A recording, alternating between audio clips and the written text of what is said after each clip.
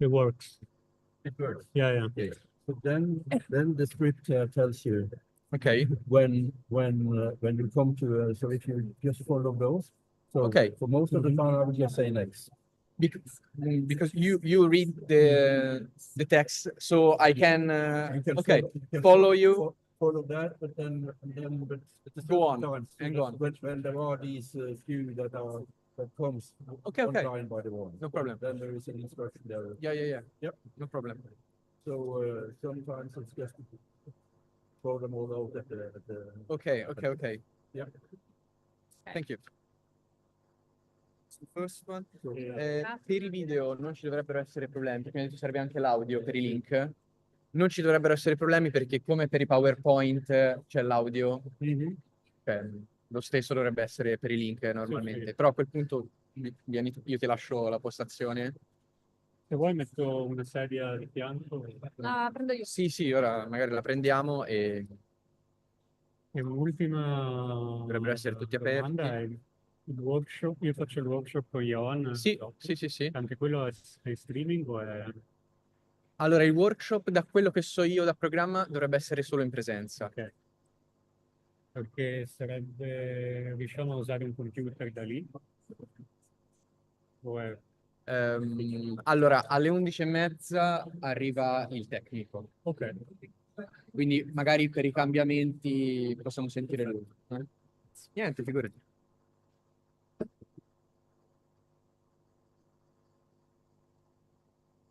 Oggi doveva essere la cosa semplice. Allora, scorso di Mattarella se ne va. Ciao. Questo lo teniamo aperto con i 3 links. Avete un qualcosa non in muto, un qualche tentativo?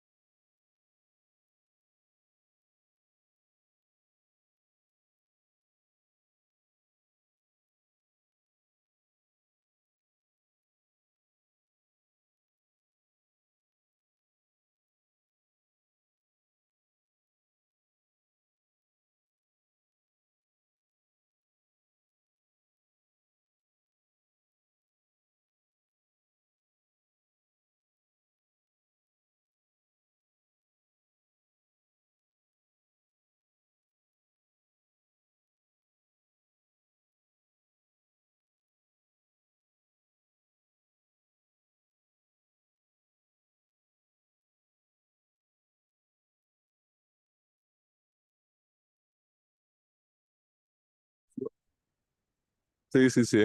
Buongiorno a tutti.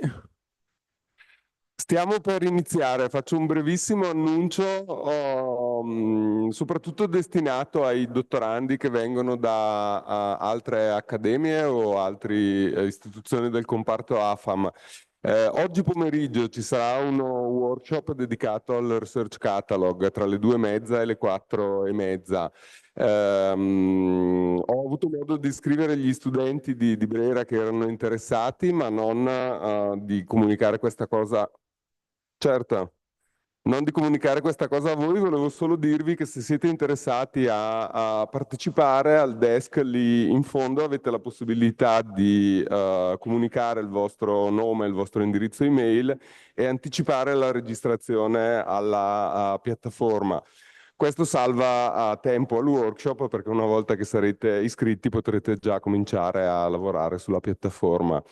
Sempre per i dottorandi, alcuni ieri hanno chiesto se rilasciavamo un certificato, è possibile.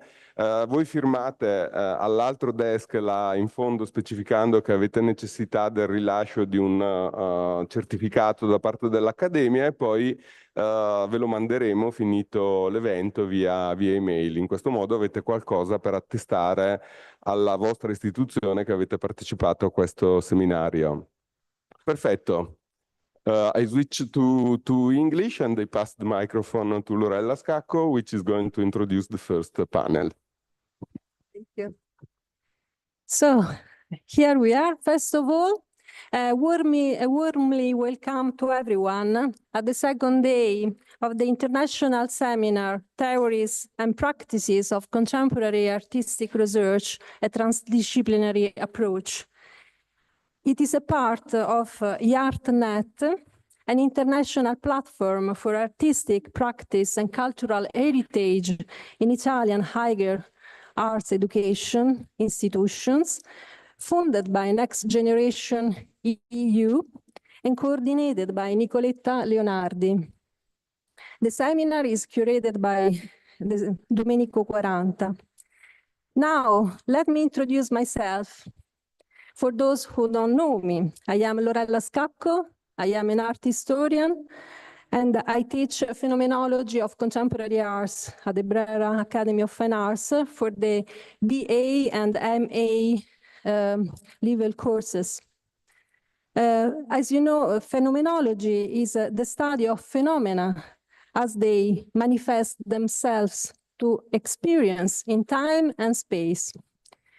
In each of my teaching course, I try to highlight themes that emerge in the latest generation of artists. Thus, it's really a pleasure to be here and to chair this panel, which examines some key issues in contemporary artistic research with our guest speakers. We start from the topic of the relations among humans, other living organisms, and the technologies discussed by the scholar Kristin Bergaust. Then we will move to the impact of automation and artificial intelligence on contemporary artistic practice examined by Antonio Somaini. And last but not least, sustainability and the care of the common good in design architecture, argued by Alessandro Bonizzoni as a representative of the collective Fosbury Architecture. I give you this information. At the end of the 3 lectures, we are going to hold a question and answer session. So please take a note of your questions to the relators if you wish to do that. So let's start from Kristin Bergaust, a pioneer in the field of Norwegian media art scene. She explores contemporary conditions through performative and technological strategies informed by cultural history, scientific data, and narratives. Her work blurs boundaries between art research art and research, emphasizing sensory and communicative experimentation. Her transdisciplinary and transcultural approach to evolving environments is evident in projects like Oslo Fjords Ecologies since 2016 to nowadays. Today, Kristin is a professor at the Oslo Met's Faculty of Technology, Art and Design, and also the research leader at the faculty. Here, Kristin Bergaust presents the project Ocean Connections, a two-channel video installation developed with two scientists to investigate the biodiversity history of the Oslo Fjord. And not only this.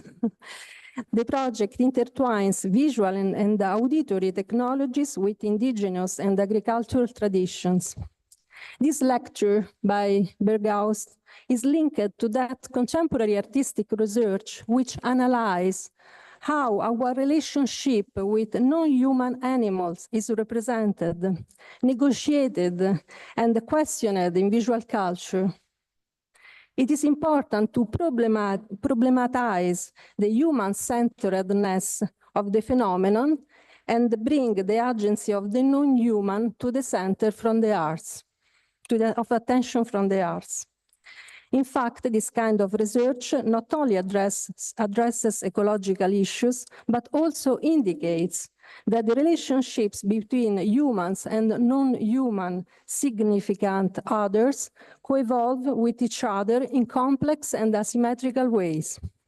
Through her work, Bergaust tries to inspire action and reimagine our relationship with the natural world. I now give the floor to Kristin Bergaust. Thank you very much for that nice introduction. And thank you for having me. Thank you for inviting me all the way from Norway to talk about this.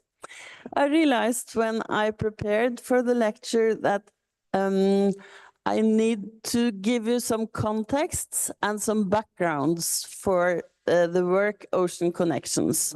So even if it's this one installation is the main topic, I would like to tell you about some different collaborations, and it might be interesting also in this context, since there are so many ways to do research, and it often entails some kind of collaboration. So what you see here on the slide is an overview of Futures of Living Technologies, which was a project that I set up and was the project leader of between 2020 and 2023. I did this at the Faculty of Technology, Art and Design in the University Oslo Met, as Lorella mentioned. The project was multi-method and many types of results. I hope you can read the slide here. Yeah, I can say slightly, we were an interdisciplinary group. Yes, thank you. That's the next one. And here you see some of the most important people. Because we had the funding from the Norwegian Artistic Research Program, we were able to hire a postdoc. That was Maria Castellanos, a Spanish artist. We could have a PhD fellow. We attracted some people that we didn't have to pay for, but who wanted to work with us anyway. A PhD fellow in art theory came along, and we also had a PhD fellow from the ICT department working with us, and one ICT professor and two visual art professors, and maybe some more people. Different students, assistants, and quite a large group at times. At other times, we were fewer people. You can change, please. The slide. Yeah. Together, we discussed and had some workshops and a larger conference. This was 2020, so we had to work online. So we did an international conference on these themes that you see here. And they became our main strands of investigation.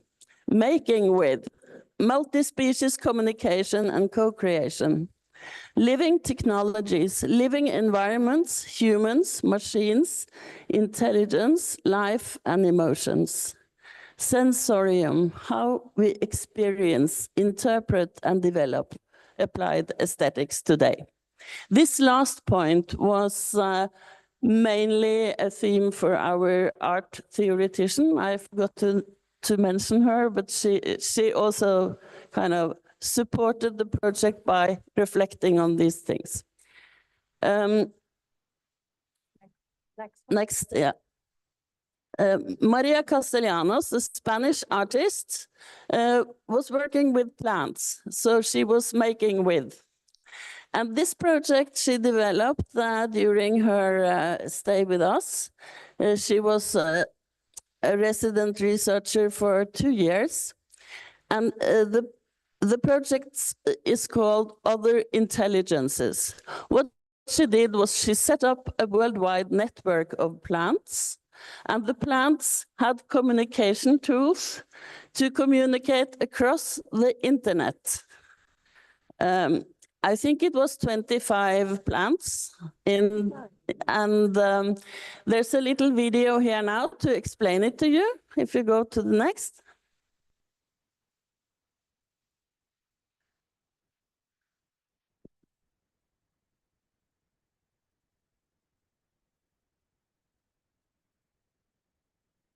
Here you see the activators. They would move when the plant received a signal. This is the central.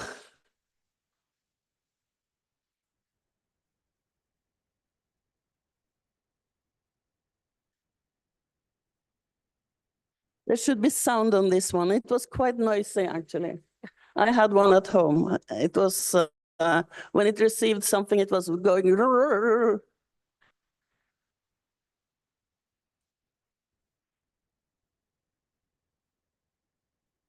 Here you can hear some of the sound.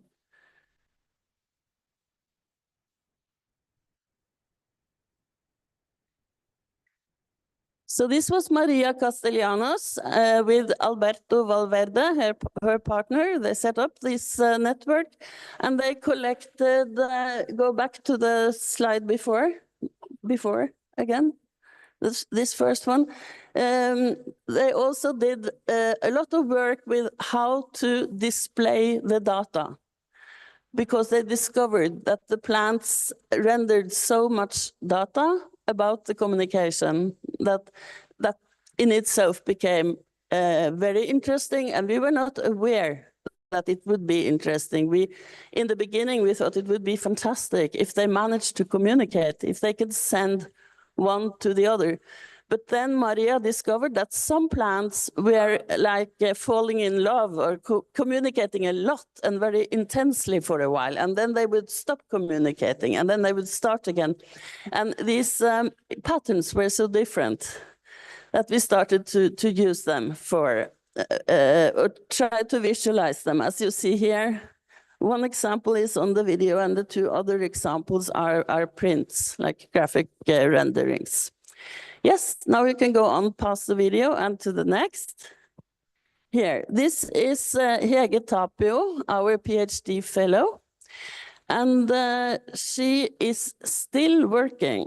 So she hasn't done the last part, but she is soon finishing, and she has gone from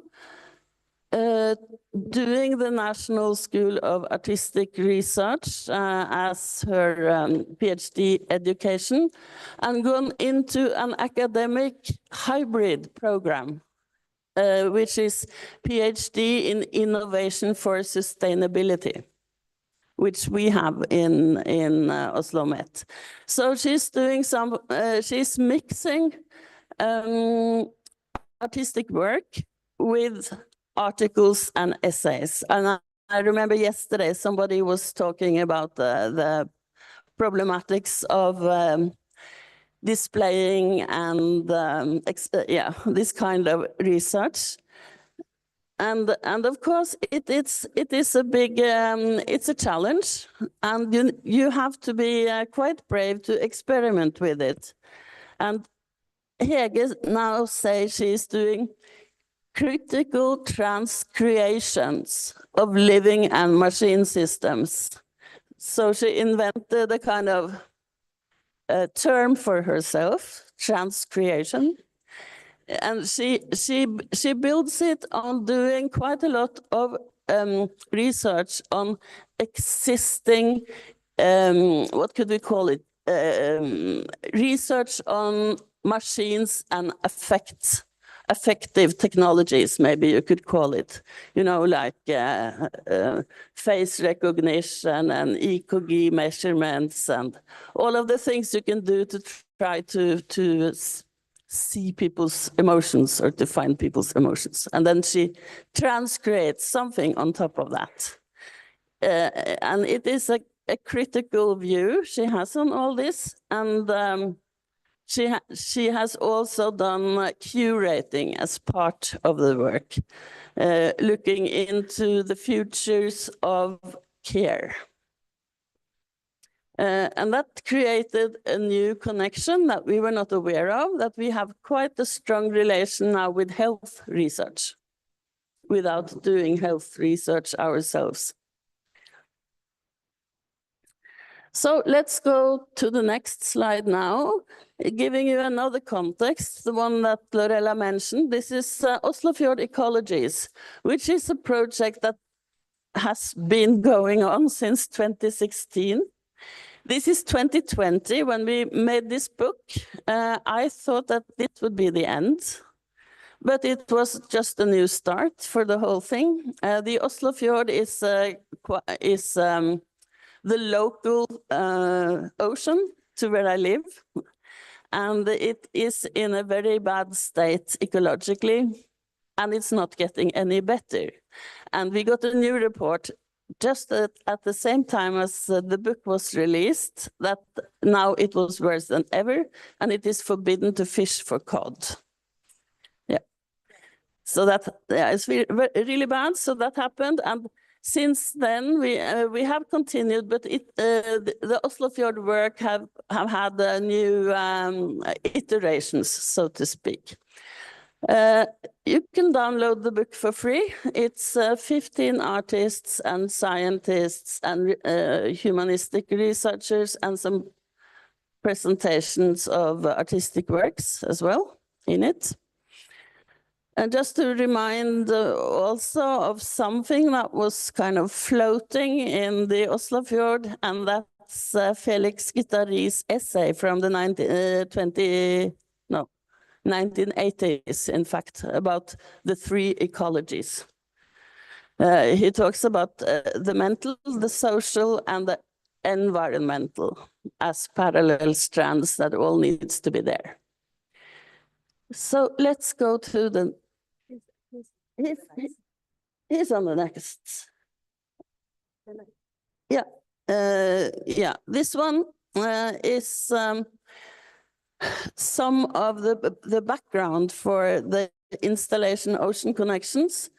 I think we can just pass it quite fast. Very important was to find ways to represent forces or phenomena of the waterways that we cannot register with human senses. So that's exactly what you were talking about, Lorella. Because I was looking for something to make the Oslofjord a protagonist, as a subjective. And I found it in, if you go to the next slide.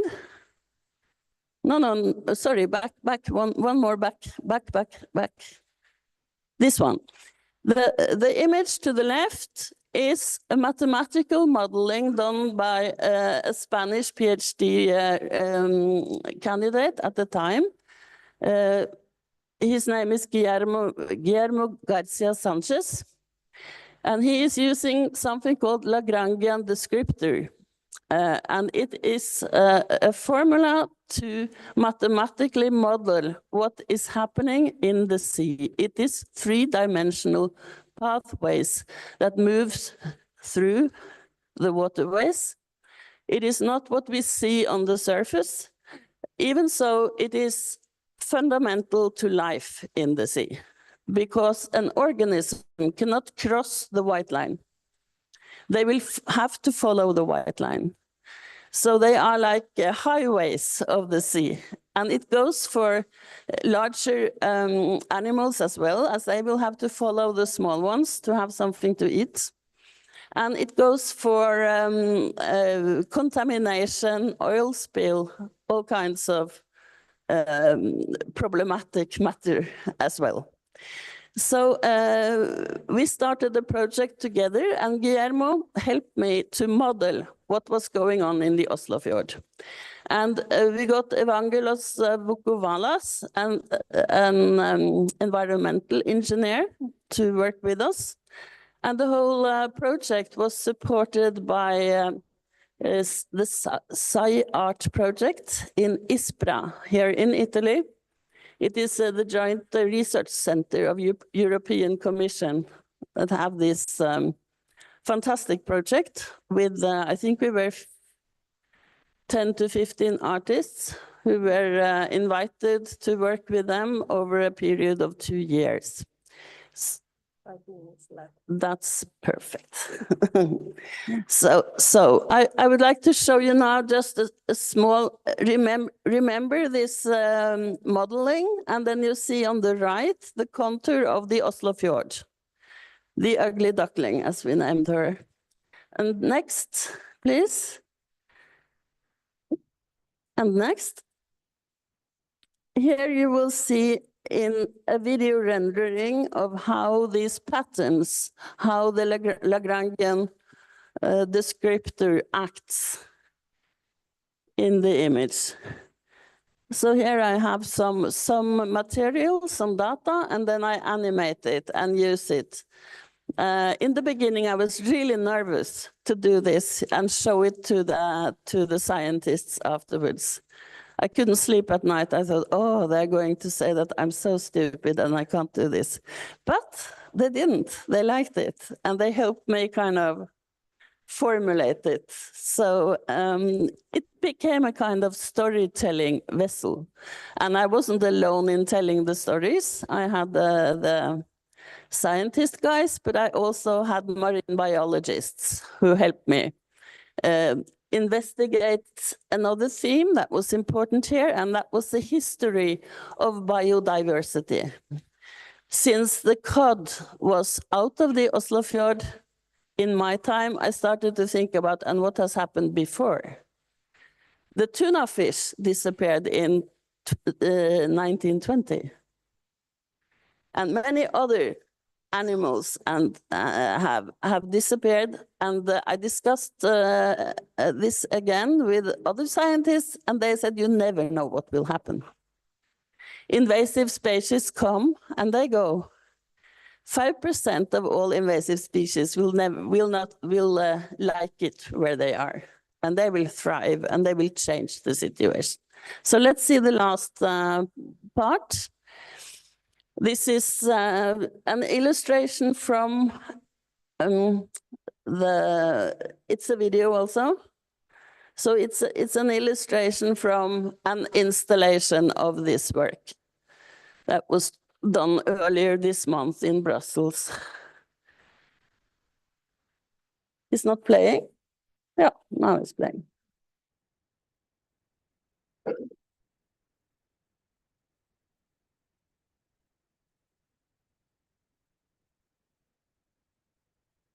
Two channel video installation. Yes, it's two channels, and they are In the corner.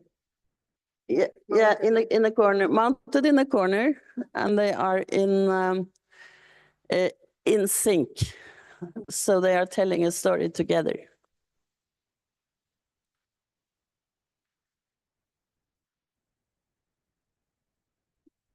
And one side is the larger story over time and the other side is more of details, microlife, and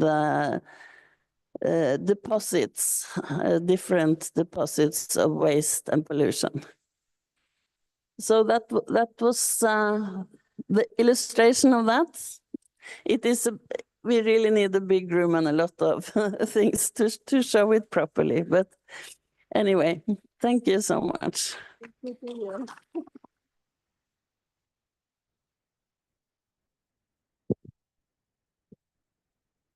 Perfect. Thank you so much to Kristin for her talk. And now we have our guest speaker for the second lecture is Antonio Somaini, who is a professor of film, media, and visual culture theory at the University Sorbonne Nouvelle in Paris, and a senior member of the Institut Universitaire de France with a 5-year research project on the impact of the AI technologies and on images, visual culture, and contemporary artistic practices.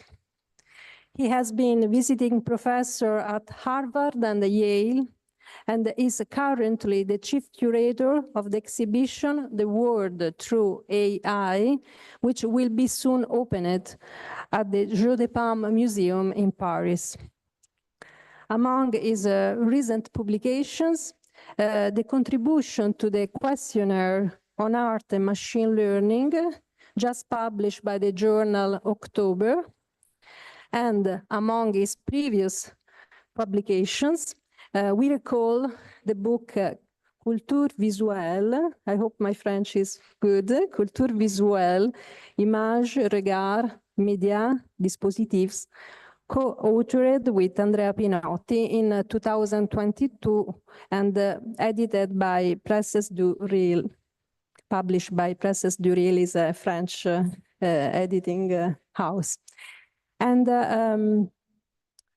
being a theorist and a researcher, Somaini's work provides a significant framework for understanding the rapidly evolving landscape of visual culture in an age increasingly defined by artificial intelligence. Indeed, today, contemporary generative artificial intelligence in art, photography, cinema, literature, and music arouse amazement, fear, enthusiasm, or skepticism, and are developing at an accelerated speed in all areas of culture and science. So please welcome Antonio Somaini to the microphone to feed the knowledge in this field. Thank you very much, Leonella Scacco. Thanks also to Nicoletta Leonardi and Domenico Quaranta for the invitation. Very happy to be here in Milan, my city, even though I'm now based in Paris. And yeah, so I'm going to talk about this work I've been doing for a few years now on the impact of AI technologies on images, visual culture, and artistic practices in domains such as video art, photography, installations, and so on. And this is a research project that I do as a scholar, but on the side, I'm also working as a curator. And if you show the next slide, you can see the announcement of this exhibition I'm currently curating for the Jeux de Paume Museum in Paris, opening in just a few days on April 11th and staying open until September 21st, entitled in French Le Monde selon l'IA, and in English The World Through AI.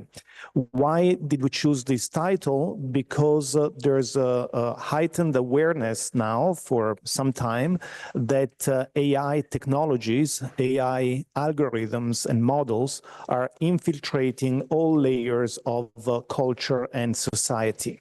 They are really being more and more embedded in all areas, essentially, of culture, society, economics, finance, technology, and of course also military operations.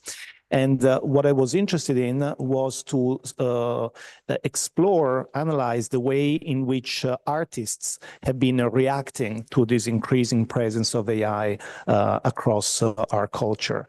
Sometimes embracing these technologies as new media through which to create or modify or circulate new texts, new images. In other cases, to develop strategies to counter these technologies, to somehow protect oneself from their often invasive presence. In other cases as well, strategies to appropriate these technologies, transform them, and reorient them towards goals that are not the ones for which they were conceived at the beginning. And in doing work on this topic, I first felt, of course, the necessity to understand what we mean by AI today, because AI is a term that was introduced in the 1950s, 1955 to be precise, and it's been evolving steadily since then with meanings and discourses and ideologies surrounding it that have continuously changed. Today, by AI, we mean a series of learning algorithms and models after going through a phase of training, can perform a whole series of more and more complex operations, such as generating texts, summarizing other texts, generating, modifying, circulating images, and so on. We see their impact all around us. At the same time, they have a tendency to somehow become more and more discrete and sometimes invisible. They operate sometimes at levels that defy our perceptual space, our visibility. That is why images today, at this present historical moment, play a very, very important role, because images are like the surface, the visible surface onto which the impact of AI on culture at large becomes visible, becomes perceivable, and can also be discussed and negotiated. And images are really being heavily transformed by AI technologies. Algorithms are now embedded in the cameras of our smartphones, and each image, each photograph we take is not a single capture of what's in front of the lens. It's actually the result of a series of algorithmic operations, and sometimes also the result of a merging of many, many different images together.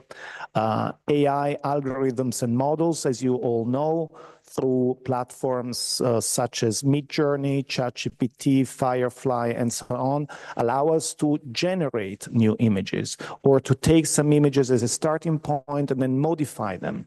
We can produce still and moving images. There's more and more models like Sora, Gen 3 by Runway ML that allow to produce videos through prompts and so on. So it's the entire field of visual culture, of even artistic practices that is either transformed by these technologies or given the possibility to use them and to do something with them.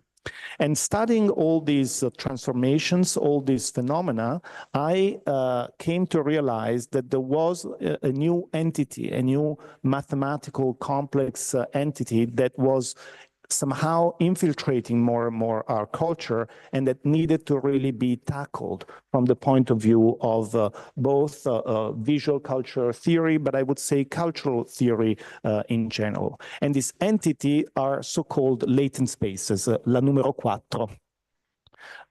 Latent space, yeah, numero 4. Oh, sorry, I have a different, so go back, number 3. So latent spaces. This is a term that up until just a few years ago was circulating only in the field of computer science.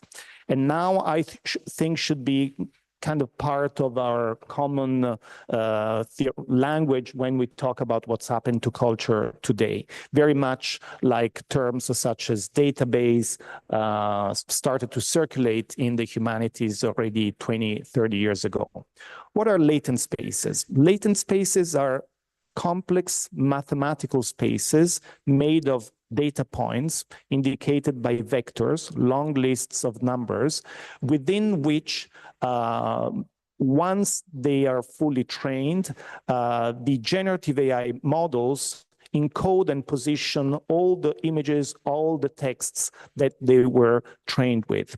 Let's take as an example ChatGPT, for example. The reason why ChatGPT can generate images from prompts is because during the phase of trainings, billions and billions of connected images and texts have been transformed into vectors and then positioned within this abstract space. We can take as an example, if you go to the slide number 9. Yeah, that's it. We can try to imagine latent space on the basis of a three-dimensional traditional space. In this space, every entity has 3 coordinates, usually x, y, and z, indicating height, width, and depth. And every object existing in our three-dimensional space can somehow be identified, positioned through these coordinates. Now, a latent space of a generative AI models, instead of having just 3 dimensions, it may have hundreds or thousands of dimensions. It is impossible to perceive it, impossible to imagine it. You can imagine it as a sort of huge matrix of numbers. But within this multidimensional space, every point indicated by all these coordinates can be somehow reached through different techniques, such as, for example, prompts, writing a prompt, and can be visualized in the form of either a still image, or if one visualizes many connected data points, one can generate moving images. So basically, when we operate, any one of us today, with generative AI models, we do somehow explore these latent spaces, and we try to extract, visualize elements out of them. These can be texts, can be images, can be sounds, can be voices, can be different connections between them. So latent spaces are now this kind of invisible but still very important presence across our culture. And what I found out by exploring the field of contemporary art, reacting to the presence of AI, is that artists, many artists, were really thinking about how to deal with the presence of these spaces, how to deal with the fact that they are essentially inaccessible, invisible, opaque, and can only be explored kind of blindly through writing prompts and inserting images, and see where they end up, which areas of latent spaces they end up somehow activating. And I discovered that artists are developing different strategies to tackle them. And if we go to slide number 21, you can.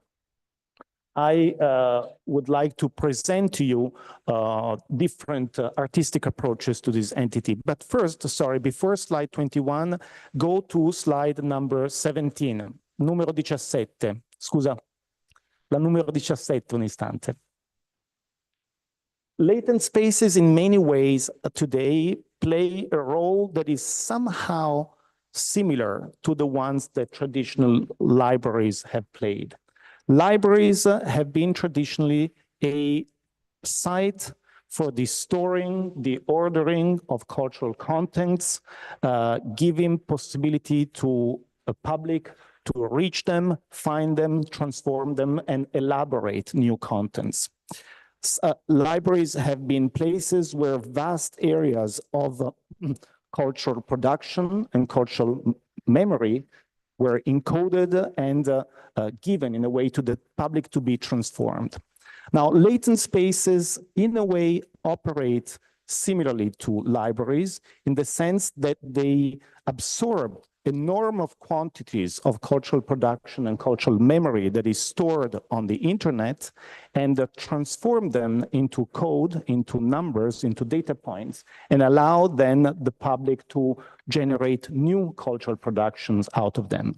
The huge difference with libraries, though, is that the cultural contents that have been placed into latent space are not accessible as such They are transformed into data points that can be processed, but this space is actually, we don't have a map, we don't have a full catalog, we don't have a way to explore it in a transparent way. But the role in the processing of culture is actually quite similar in many ways. Now, how are artists engaging with latent spaces? Now we can go back to 21. There's different strategies. And one of them, let me visualize the slides myself. The first one consists, slide 22. La prossima. See? The first one is to produce autonomous latent spaces, to find ways to use generative AI models that are not necessarily the ones that are commercialized, ChatGPT, Midjourney, Stable Diffusion, Firefly, Gemini, and so on, but somehow construct smaller latent spaces using models, for example, such as GANs, generative adversarial networks, and exerting at least some kind of control on the kinds of images that may be produced. The second strategy, prossima, is to instead use the commercially available latent spaces, the ones of the companies or models I just mentioned, and to try to explore them in non-standard ways. Try to dodge the limits, the obstacles, the blind spots, the forbidden areas of these latent spaces, and try to visualize images that are not expected, not the standard cliché stereotype images that you often get. The third strategy, prossima, is to try to influence future latent spaces, is to try to release across the internet images that will somehow transform the latent space produced by the models of the future. And the fourth strategy is to treat latent space as sort of archives within which vast quantities of culture have been encoded, and out of which one can, for example, re-explore the past and extract images that talk about other possible pasts, counterfactual histories, fictional memories, and so on. Let me give you now briefly some example of these different artistic practices. If we go to slide 26, the first strategy, as I said, is to produce autonomous latent spaces. Now go to slide 35. And this is, for example, what has done a famous contemporary artist and theorist who is working a lot with AI for a few years now, Hito Steyerl, in a series of installations that started, yeah, you can put it full screen, maybe it's better. But then you don't see the number. Okay, allora lascialo così. In a series of installations that she started producing in 2018 and then continues up to today, she used models such as GANs that allowed her to train AI with images she had herself selected and then use them in installations such as this one called This is the Future, which was presented for the first time at the Venice Biennial in 2019. And in that installation, Hito Steyerl develops a whole reflection on the use of AI as a form of prediction and about how so many forms of financial, social, political predictions today are made by AI models. But one of the peculiar aspects of her work is that she really trained the model with her own image. And as we can see in another slide, which is the number 36, 36, in one of her latest work, this is called Animal Spirits, she described her own role as latent space architecture and path making, meaning that her role as an artist is to try to construct the architecture of a latent space and to trace paths within it, trajectories within it, meaning regain control, regain agency onto these models instead of using completely pre-constituted, prefabricated models. Now, another strategy is you go to slide 37. Is the one, as I said, of exploring in non-standard ways the existing latent spaces. In this case, you take whatever model is at hand. You know that this model has its own cliché, its own tendency. If you go to the next slide, the artist I'm talking about, Prossima slide, for example, decided to use the model Lexica, which is basically a version of Stable Diffusion.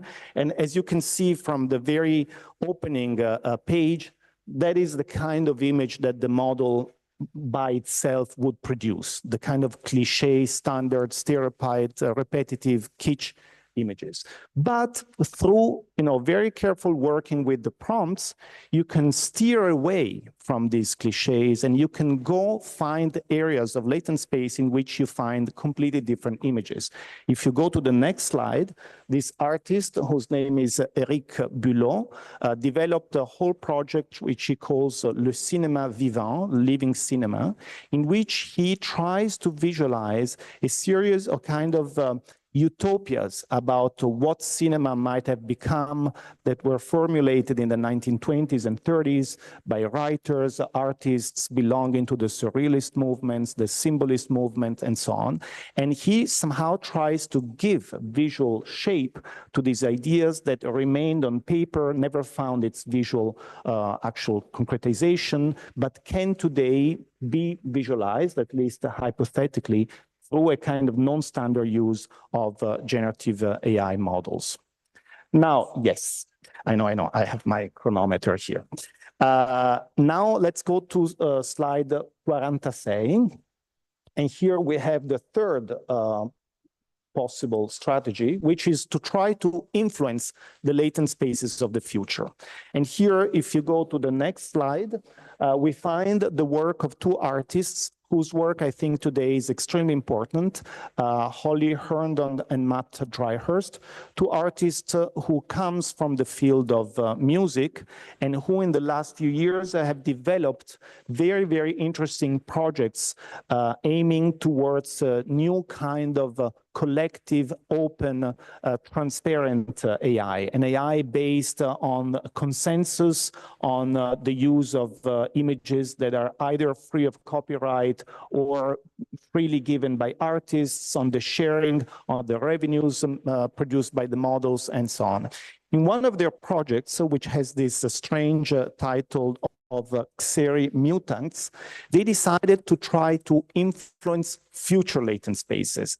They first analyzed, next slide, how the image of Holly Herndon is mostly represented across the media, noticed that she often appears like this, and the current latent spaces of AI models have understood her image in this way, and decided to elaborate a model. If you go 2 slides next, a prompt text-to-image model that generates large quantities of an exaggerated version of this cliché.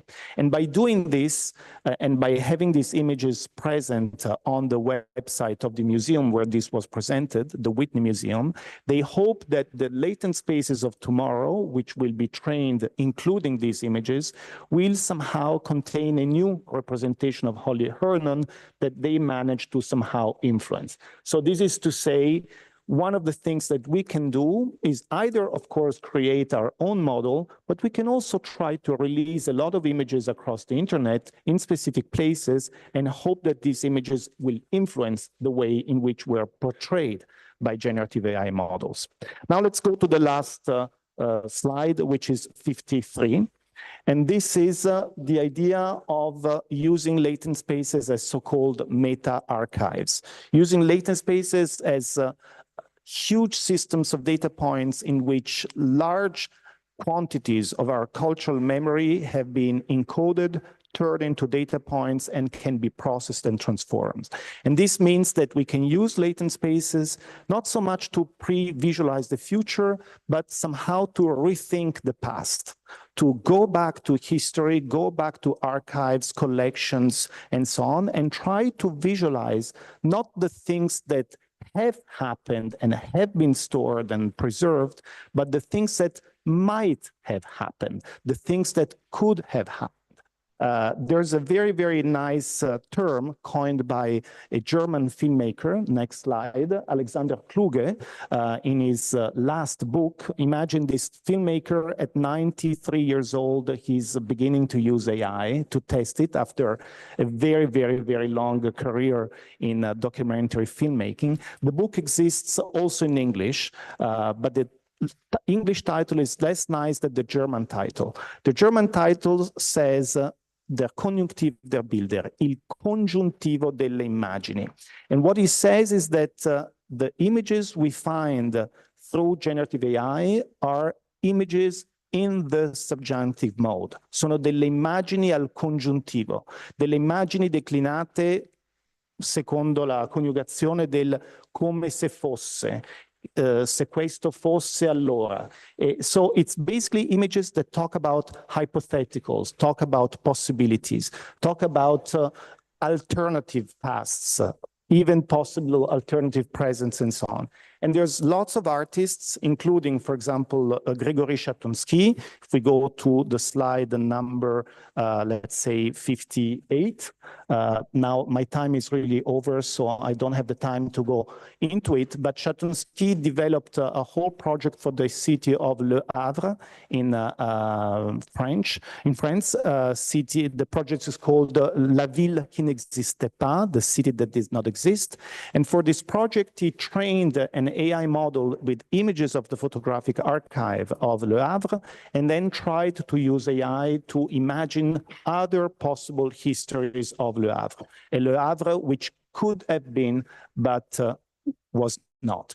And so this is, I think, one of the most interesting possibilities opened up, and it shows how artists are reacting along many, many different strategies to the presence of this entity, latent space, which was confined in computer science departments up until not long ago, and now is exerting its agency, its presence all across our culture. Thank you.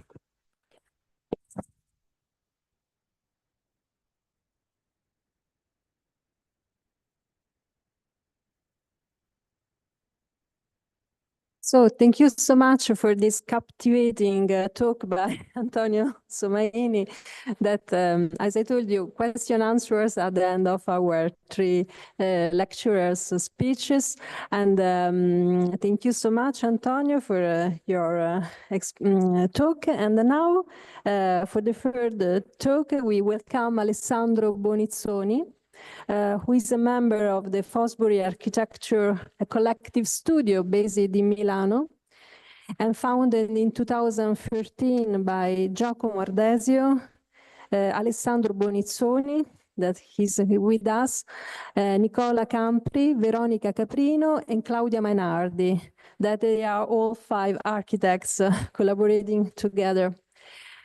Fosbury Architecture approaches architecture as a tool to mediate between collective and individual needs, sustainability and pragmatism, and environment and humanity, dedicated to expanding the boundaries of this field.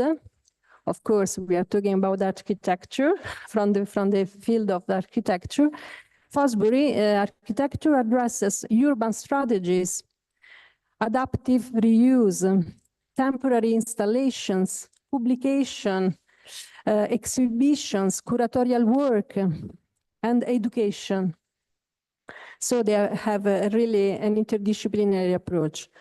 They are a new generation of spatialists, as they say, in Italian we could say spazialisti, that embraces the opportunity of leveraging design to challenge social conditions. In addition, they employ transdisciplinary approaches to push architecture into unexplored territories. Fosbury Architecture has participated in major biennales, such as Lisbon in 2019, Versailles, again the same year, Chicago in 2017, and Venice in 2016.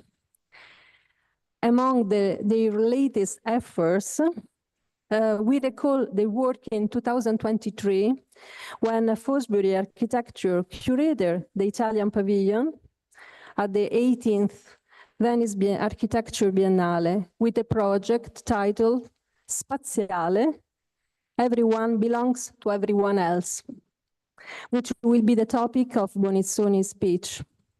And we are very happy to hear about this project. And now the stage is yours. Thanks a lot for the invitation. It's a pleasure and an honor to be here today. Thanks a lot for the introduction, for the long introduction. Sorry, I will turn a bit my back to you because I have to follow the slides. Next, please. Thank you, Antonio. So this is us. Today you only see me, but that's the collective. We are a collective of design and research, founded in 2013 and active for 12 years now. To be honest, that's not our office, and we don't dress like that usually. Next, thanks. So 2 years ago, we were appointed, as already mentioned, curator of the Italian pavilion at the Venice Biennale of Architecture. And just to give you a bit the context of the exhibition we designed and we defined, we curated, so to say, to make the long story short, we, as architects, we are trained thinking that architecture is the solution. We are taught in that direction. And usually this solution, this architectural solution, has the shape of a box in concrete. Bad news is that we are not just promoter of solution, but we are also part of the problem. The construction sector, just in Italy, is wasting 2.2 square meter of terrain a second. The construction sector in a global scale produce 39% of the CO2,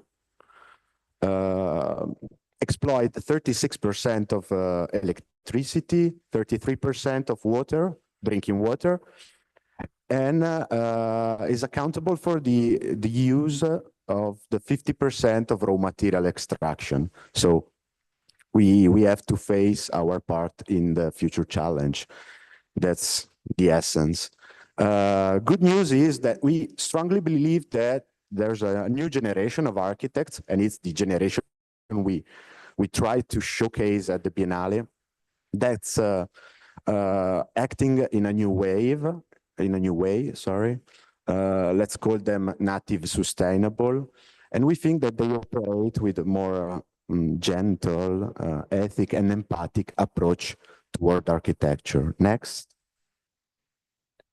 So the aim was to show those practices that, in our opinion, were already accepting the challenge to do a kind of a paradigm shift, or to start a sort of paradigm shift in our profession. Next. And we, as curator, we decided to make this paradigm shift evident by reframing a bit the curatorship. And so for the very first time in history of the Italian pavilion, the pavilion became an investor, active investor in the project. So we moved quite a big amount of money out of the pavilion in Venice toward the 9 projects that we promoted. Next.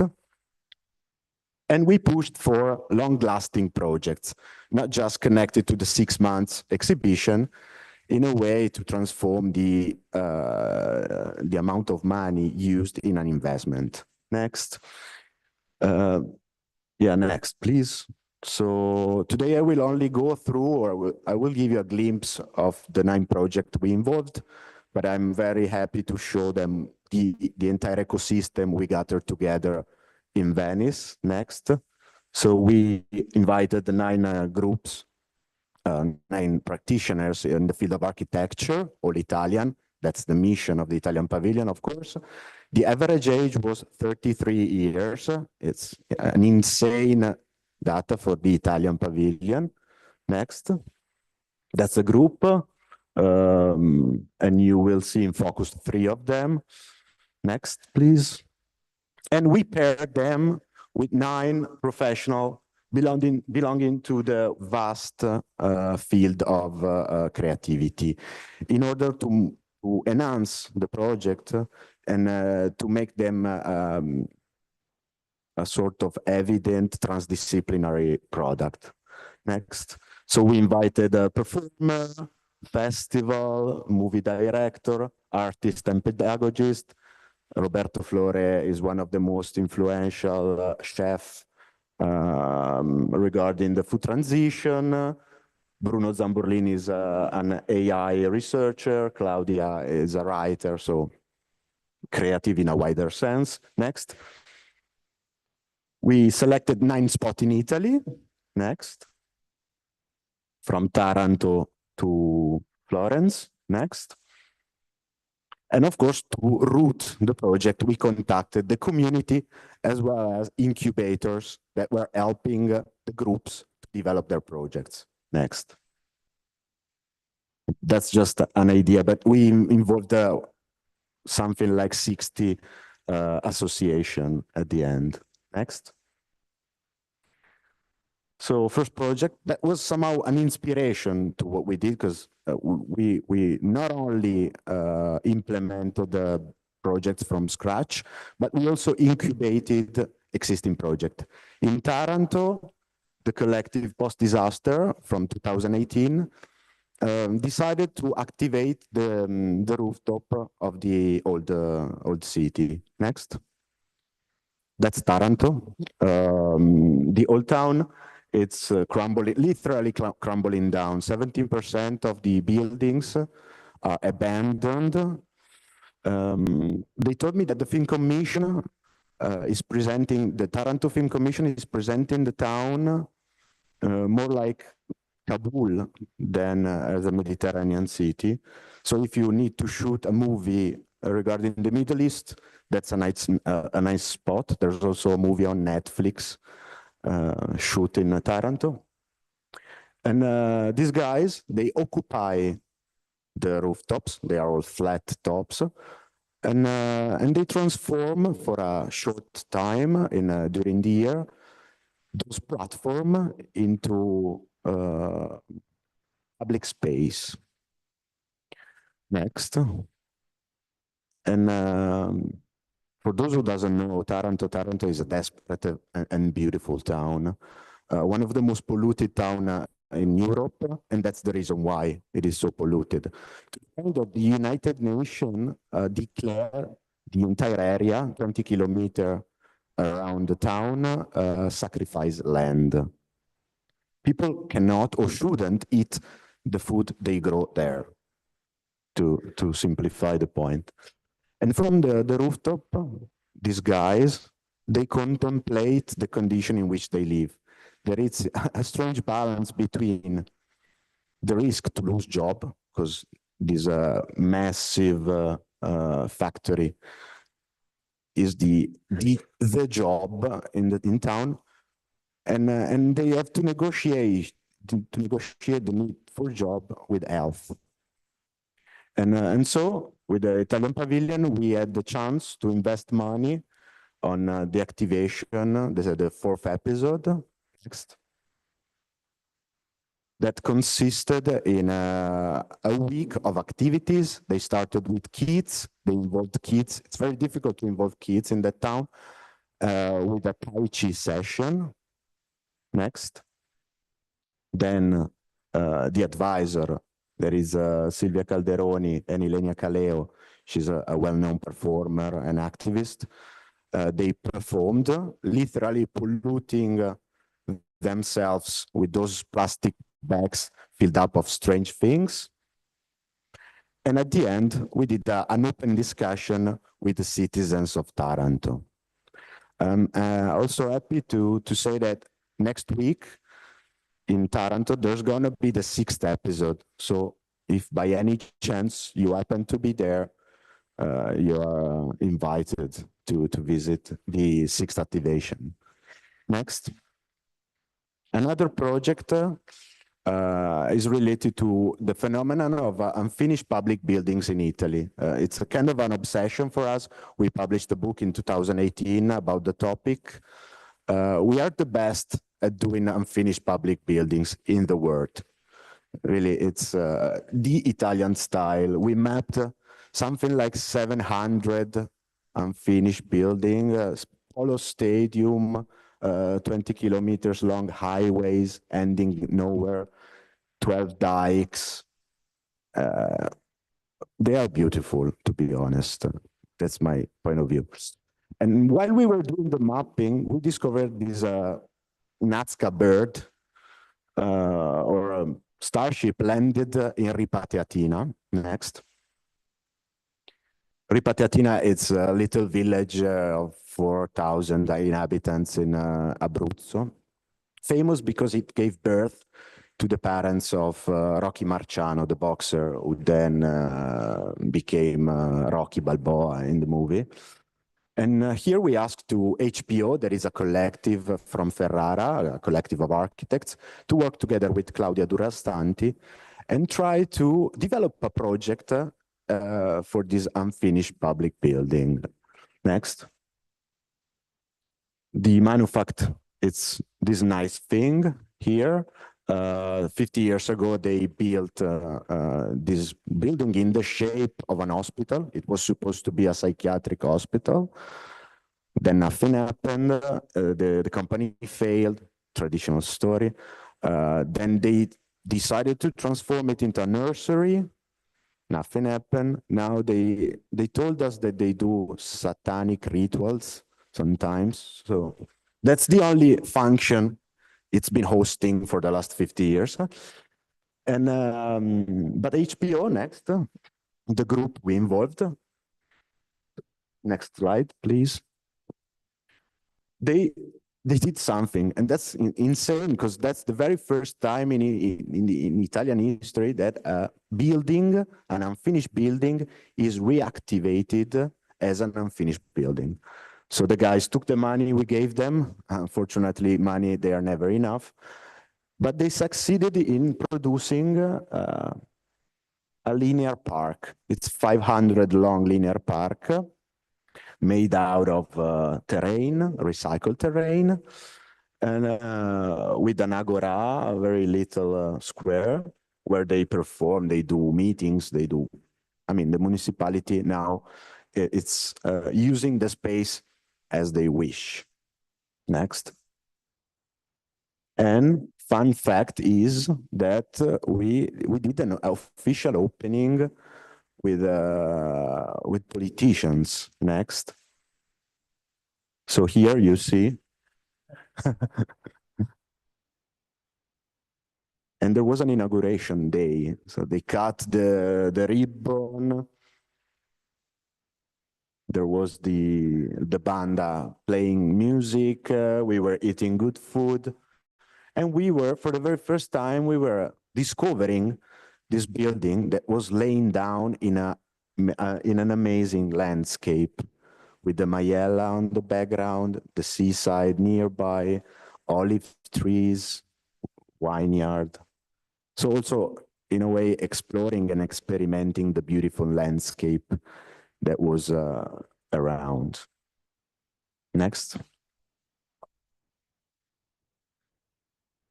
Another project, again, with something like an unfinished building, but that's a quarter, it's an unfinished neighborhood in Catania, Librino. It's an infamous project by Kenzo Tange. Every time Kenzo Tange came to Italy, he produced strange master plans. That's one of them. It was unfinished, so that's why he came, he presented the project, the Catania, the municipality, started the quarter. They just built infrastructure and buildings, and they forgot of services and green spaces as usual in Italy. Today, next. Today, Librino, it's the realm of drug dealers, but also a very lively neighborhood with the highest rate of birth in town. So it's full of kids, literally everywhere. But the problem they have, it's something simple, let's say trivial, but also delicate. They don't have shadows to hide from when it gets hot. That it's 6 months, a year now. And so we contacted an association that was dealing with the kids in the neighborhood, and we asked them, what do you need? And they said, shadow. And we said, okay, we will try to produce shadow. Next. And so we asked to the collective of Sidiana to design something very simple, a tent, a movable tent that then became part of the equipment of this association called Talita Kum. It's foldable, packable, they put it in the van and they bring it everywhere they need. In parallel, Adelita Usnibey, she's an artist, well-known artist and pedagogist. Next. Next. She, together with the kids in the quarter, she developed a game, Gioco dell'Oca, something like the traditional game called the big game of Librino. The kids designed all the tiles that were then cut and sewed together to produce a big carpet. And I'm very happy to say that 2 days ago, the project by Adelita Usnibey became part of the collection of the Museum of the Novecento in Milan. She won the Acacia Prize of this year. And next, somehow the projects, most of the projects are going on, and that's what I like the most about the pavilion. Thank you.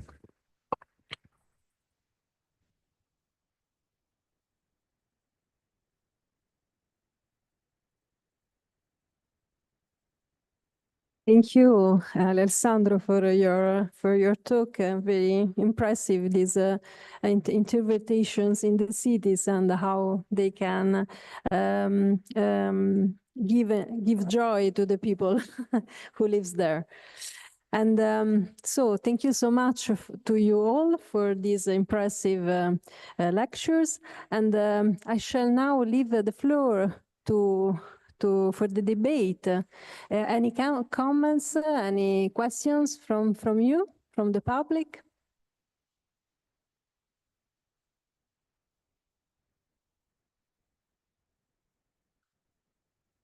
In the meanwhile, maybe you are starting to think about it. I would like to give a question to Kristin. We start from Kristin, and I was very curious to know, what is your theoretical background? Can it be found by thinkers like Merleau-Ponty or Donna Haraway? Or do you also refer to new materialism and post-humanism in your research? I think Donna Haraway has been very inspiring. Less new materialism, actually. But Donna Haraway has been a kind of well, we disagree on her in the group I've been working in. So we have discussed quite a lot some of the entanglement and symbiosis, the making with, that we are quite interested in. But actually, I've been very inspired by feminist film theory about objectification of women, Laura Mulvey from the 70s, because I think we are doing something similar with nature. Can you explain a little bit better this concept? If you think about how nature is represented in the fantastic television programs by National Geographic, you see that everything is dramatic. It has a clear story. It has music, even. you can see things that you can't really see if you were there. No, it's so many things about representation of nature that I think we need to think about as a culture to be able to change our attitude. And I think of objectification of women is still happening, but it is not okay the way it was in the 60s, I think. Not everyone agrees in that, but I think it's a kind of Parallel. it could be a parallel, or that's what I've started to think. That's very interesting as a parallel that you made. Thank you for this. It's inspiring concept. So, is everyone wants to give to have a question for Kristin, or can I? Don't be shy. No? Okay, or maybe the next one. And sì. Okay. It's more a comment than a question, but looking at one of the last examples provided by Fosbury, it reminded me about In Computo Siciliano, which is a project in which you have been involved, no? As also the designer of the book In Computo Siciliano. And I'm mentioning it here because I think that project is a very good example of artistic research which was born outside of the academia. It's I don't know if you know the project, but it's a very brave move of taking something that came out because of political misbehavior, problems with budgets and so on, and turning it into a style, no? Saying the incomplete public projects can become the new style born in Italy. And that project generated documentation, generated discussions, initiatives, and so on, and acted as research. And also many examples provided by Antonio Somaini go in the same direction. Are projects born outside of the academia, outside of the field of artistic research, but that work as research, no? And since we are here to discuss this, I was wondering if any of you want to comment about this, no? Now that in Italy as artistic research starts to become established also within the academia, what we can do to not just to generate new outcomes, but also to try to bring in this wild artistic research that happens outside of it. Thank you. Domenico. Thank you, Domenico. Yeah, I think it's what is artistic research, sometimes called practice-based research, artistic-based practice, research-based practice, and so on, is, I think, one of the most exciting fields developing in recent years. In France, is called recherche-création. That's the term that they use. And in France, it's really developing a lot. Both in arts academy and in universities, there's new PhDs, new programs, and I'm involved in following some of these projects, supervising and so on. And I think that one of the most fascinating things is that there's no predetermined recipe for each one of these projects. In each case, the challenge is really to invent a form, to invent a way to develop these projects that combine these two aspects, an artistic expression, which may be literary, theatrical, performative, visual, and so on, and the theoretical research that goes with it.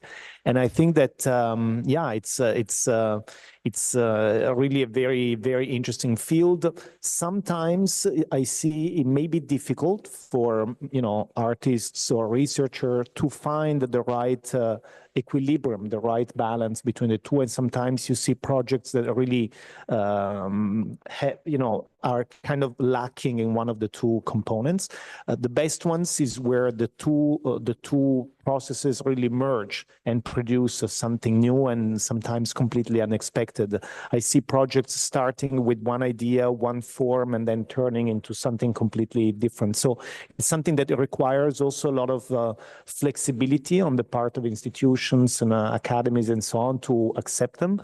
But I'm totally for it. And in my way, I'm considering in a way my practice as a curator, as a researcher that not only writes or publishes, but also coordinates, organizes, conceives exhibitions as in a little bit a way, a form of recherche création in a certain way. But no, thanks a lot for mentioning In Computo Siciliano, because somehow we grew up with them. I did my thesis on In Computo Siciliano and I met Alterazioni Video, Andrea Masu, and we started a collaboration with them 14 years ago. And together we published in 2018 the book In Computo, The Birth of a Style. And when we tend to define ourselves a research-based practice, collective practice. But sometimes I ask myself, what do I mean with research-based? Because daily life is not that research-based sometimes, like a practitioner in architecture. Luckily, we have those kind of projects, like In Computo, that we follow together, we support. Alterazioni Video, that provides the research base. I mean, every time it's a long-term project. We can go back to that project with, let's say, a more relaxed agenda and schedule.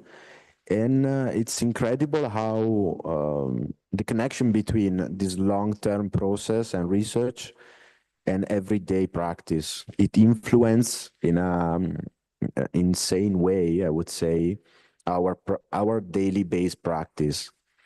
So it's over time, it has become fundamental to keep this connection. So that's my answer in general when they ask me what's the research base. Those kind of projects that are essential. Yeah, I'd like to comment a little also. I agree with what you are saying, but I think maybe we should be a bit clear about the institutional framework that, for instance, is a frame for having a PhD in artistic research and this kind of thing. But that doesn't mean that that's the only place where artistic research takes place. I find myself very often in environments where there are no academic framework, but where the artistic practice is very much research-based. So I think that's, as you said, it has to do with what is artistically interesting in this time. And I also think that since we have all of these really wicked problems, it is like an urge to get together with different kinds of knowledge and different kinds of people and different environments to see how our perspectives can kind of change or grow or give us solutions that we didn't see before or even new questions. Okay, thank you to all of you. And I have also curiosity about the exhibition that Antonio is going to open in a few days, so in 1 month in a way, in 2 weeks, maybe 3 weeks. And this exhibition, The World Through AI, at the Jeux de Paume in Paris, I would like to know what were your criteria for choosing the exhibiting artists? The selection was only the one who was using artificial intelligence or other type of criteria? Thank you. Yeah, it's been a longer process because the actual work on the exhibition lasted less than a year and a half, but it's based on years of research before. And I really looked at many things. What I was looking for, together with the associate curators, because I am the chief curator, but there's also 3 colleagues, so it was very much a collective discussion and so on, was projects that had a critical approach to AI. And by critical, I don't mean necessarily negative, but I mean reflected. It's not just, you know, a kind of technophilic display of what certain algorithms can do, but it's really about what it means for these algorithms and models to be infiltrating our cultures and societies at all levels, and all the kind of the epistemological, the political issues, the societal issues that they raise.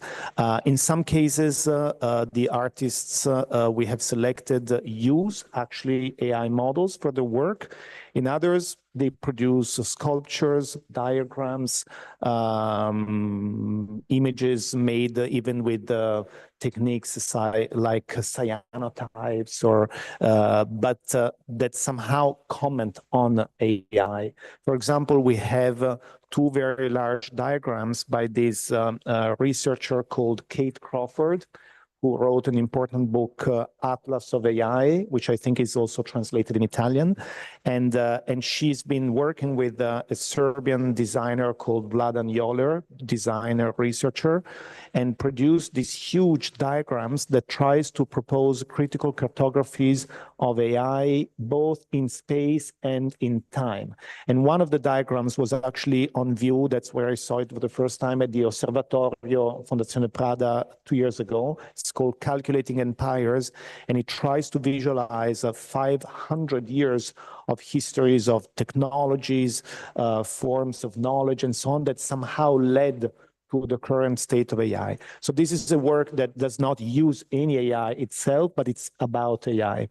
And so I would say that, yeah, the selection was based on approaches that had a critical dimension. Of course, it was also a very difficult selection because the museum is big, but once you start, you know, seeing how many interesting things there are, you quickly realize that you cannot have everything you would love. So it was also a series of painful decisions and sometimes compromises. But we're glad to, for example, to be presenting 10 brand new works, including, for example, a new big installation by Hito Steierl. So there's going to be some discoveries to be made. So I hope that sooner or later, it's about 30 contemporary artists, and then we will have a series of, we call them time capsules, like vitrines that contain objects, devices, images stemming from other historical moments that create a kind of genealogical, archaeological counterpoint to the contemporary works. The contemporary works are all from the last 10 years, but these vitrines all of a sudden show that some recent phenomena have context with previous ones. To give you an example, we try to understand how one could imagine a history of prompts.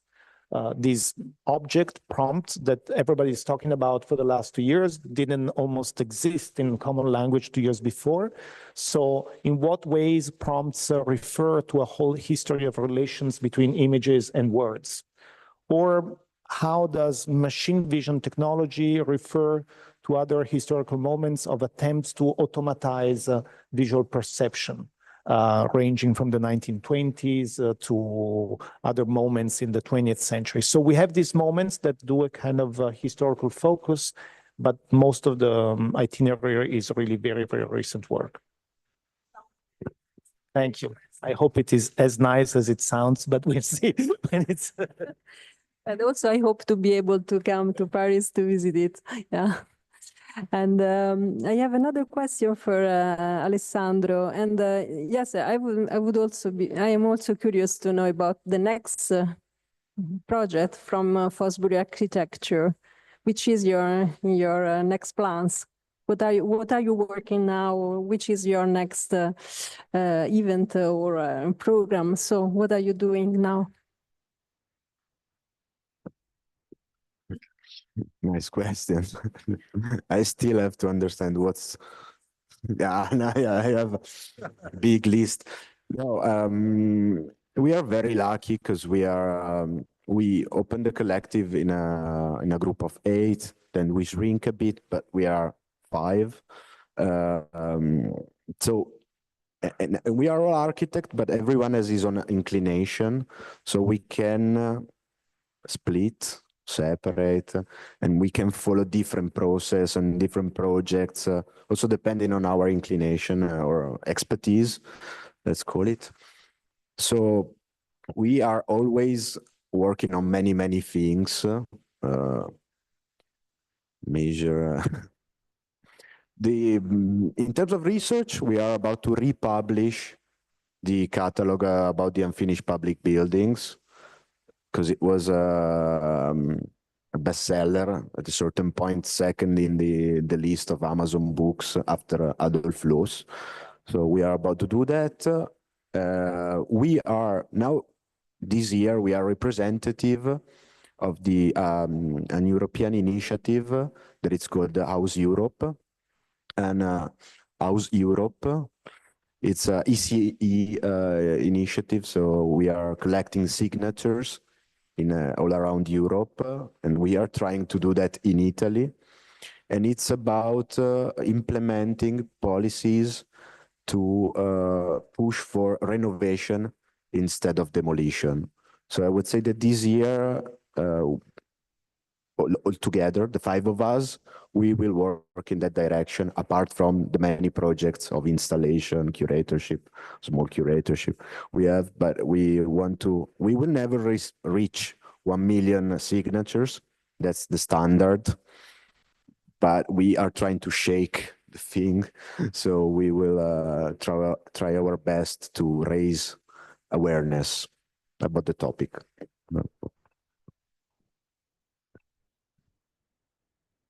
Thank you, Alessandro. And any questions? Okay. Yes.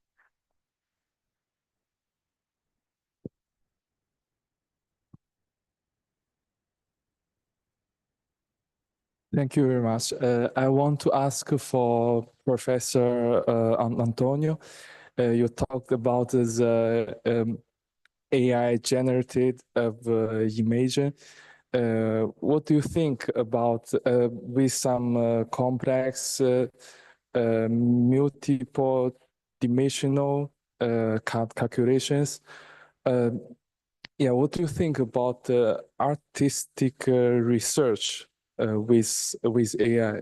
As we know, the internet changed our world for almost 20 years. How should we be prepared for the future of the next changes? So as we know, AI has some divergent thinking. I think is also the thinking of transdisciplinary. So yeah, the question is, how do we be prepared for this? Thank you.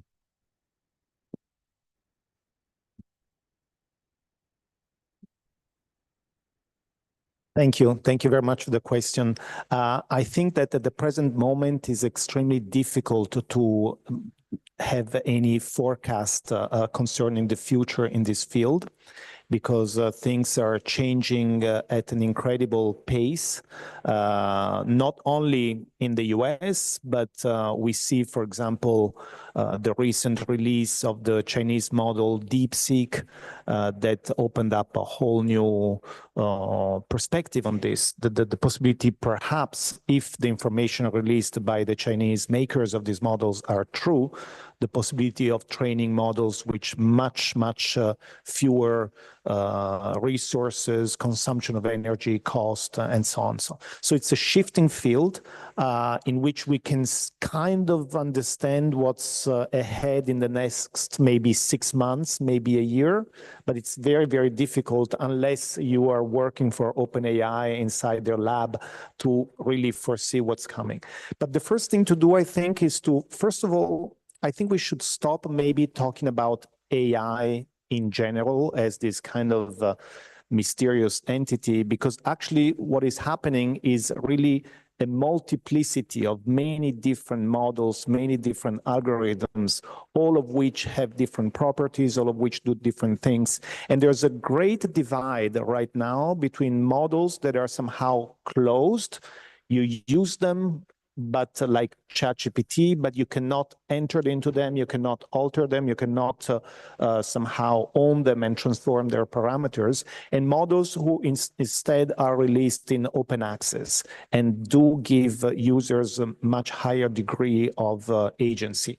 I think that's a big divide, even a political one, because if I, for example, decide to generate images with the ChatGPT, I really have to work hard to try to stay away from the tendency, the inherent tendencies of the model and push it towards other areas. I also face the fact that if I write certain words, the model will refuse to generate the images, the phenomenon of the so-called banned prompts, certain images won't become visible. So if I use a pre-constituted closed model, I use something that is given to me with a lot of boundaries, limitations, blind spots, forbidden areas, and so on and so on. Instead, if I use an open source model, I have much more freedom to, I mean, always relative, because these models are also black boxes that are impossible to to map in a complete way, but I have more agency. So that's a big political divide.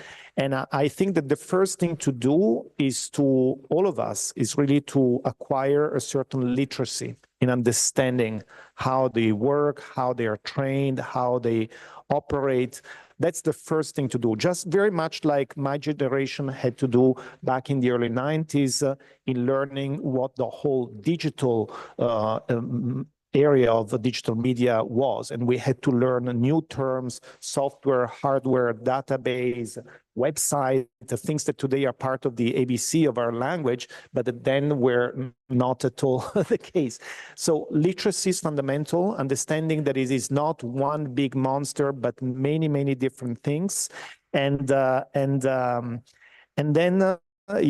then also be aware of the political and environmental implications of this. He was talking about architecture being at the same time the solution and the problem. AI perhaps one day will be the solution to the problem of climate change. Perhaps. For the moment, it is a huge problem. The new models consume ginormous quantities of water, natural resources. The environmental impact for the moment is disastrous. Just know that one simple query, one simple prompt into ChatGPT consumes between 10 and 30 times a Google search. And we're all quickly moving from the Google search to the ChatGPT query or whatever model you use. So the political impact is also terrible. Look at what use is being made of AI in the US right now. They are using AI to target documents all over the federal agencies that contain certain terms like gender, environment, but also the term woman, or even the term historically. For some mysterious reason, if these models find those terms, the documents are erased. It's like a Orwellian scenario unfolding under our eyes. And so we need to be aware of this, and we need to understand it and try to counter it somehow. So that's my first. Beyond that, beyond knowing what's going to happen in 6 months, I think it's really impossible. It's very difficult, and I certainly don't have enough, Yeah, thank you, Antonio, for the answer. So, any other question, comment? on the speeches of our guest? Nobody? Okay, if no one else has anything else to say, I think we can conclude our session of seminar. And thank you so much for your really impressive lectures, and thank you to you for your listening and for your passion to follow all the talks. So I think it would be nice to have again.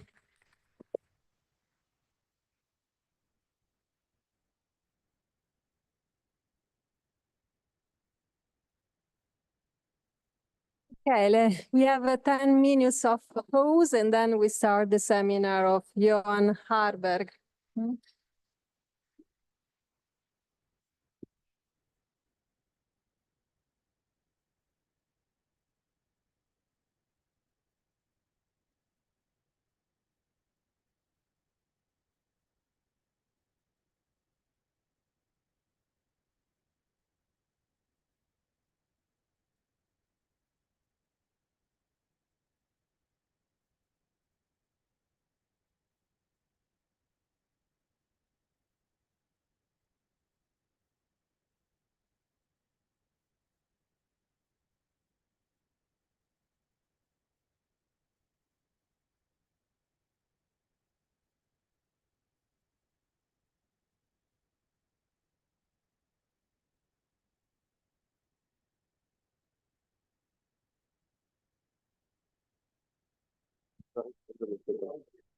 Scusatemi, qui continuiamo subito con la closing keynote, non c'è una pausa caffè, quindi la sessione termina all'1, ok? Quindi cioè, stiamo iniziando subito la prossima sessione, ok? Perdiamo un sacco di tempo.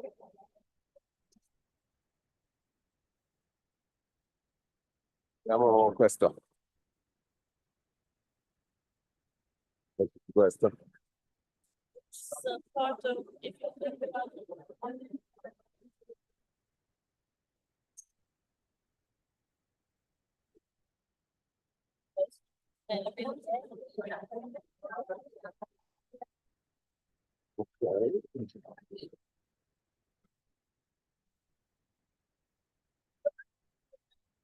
I'm the research team.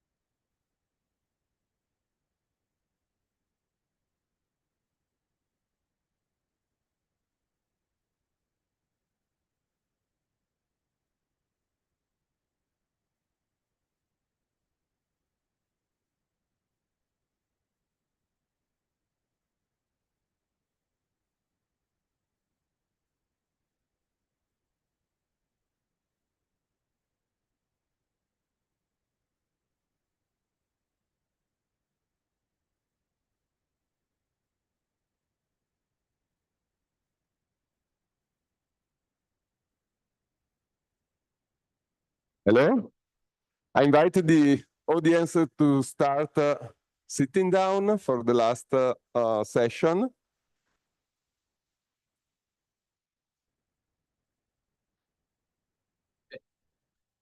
If you can come in and sit down or just get out if you are leaving, please.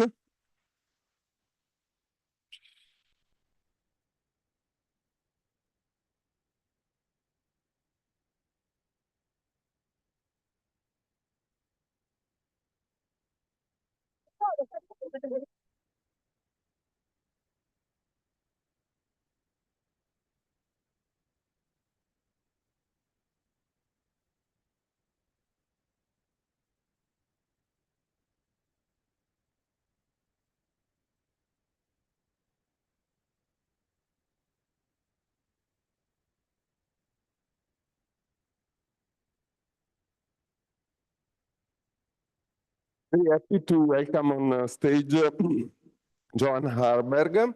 Johan Haarberg has an extensive expertise in shaping framework conditions for higher arts education, artistic research, and quality enhancement procedures. Educated in philosophy and public law, he has significantly contributed to the development of artistic research and institutional strategies. From 2009 to 2013, he served as director of the Norwegian Artistic Research Program, a nationally founded cross-disciplinary organization designed to promote artistic research within higher arts education in Norway. This initiative is now integrated into the Norwegian Directorate for Higher Education and Skills. Previously, Haarberg was director of the Bergen National Academy of the Arts, now part of the University of Bergen. He was vice president and treasurer for the Society of Artistic Research, SAR, from 2014 to 2018, and has served as SAR executive officer since 2018. I thought it was important to mention this because Johan is here as a representative of SAR and as the coordinator of the research catalog, which is this amazing platform for sharing artistic research. That will be the subject of a workshop this afternoon at 2:30 p.m. I think we are concluding these 2 days, and I think that something that came out quite clearly is that on the one side, artistic research, as all art, is some kind of wild beast, and this is the nice thing about it. Now that all over Europe and finally also in Italy, it's starting to become also an institutional framework, is I think very important to maintain this framework, this freedom, this wilderness. And that's why I think it's very important and valuable the work that people like Giovanna Cassese yesterday, Johan today, Leonella Caprioli also are doing in engaging a difficult but fundamental dialogue with the policymakers, because they are aware of the subject and probably they are the ones that will help us not turning this institutional framework into a cage. So I'm very happy to give the word to Johan for his keynote lecture. Thank you. Yeah, you can use that. So, first of all, can you hear me? Yeah. So,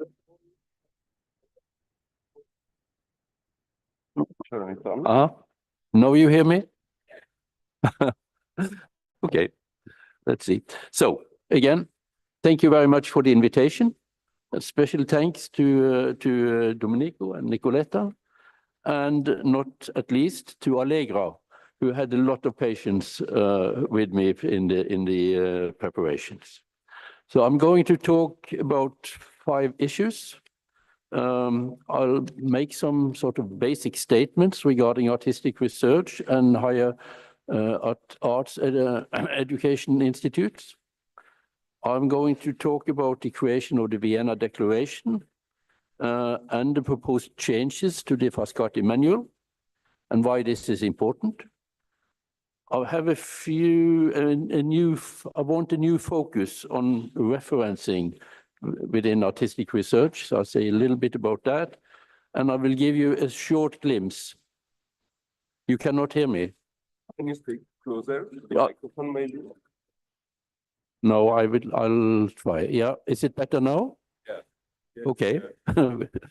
So I will also give you a short glimpse into the research catalog, the main provider for artistic research outputs.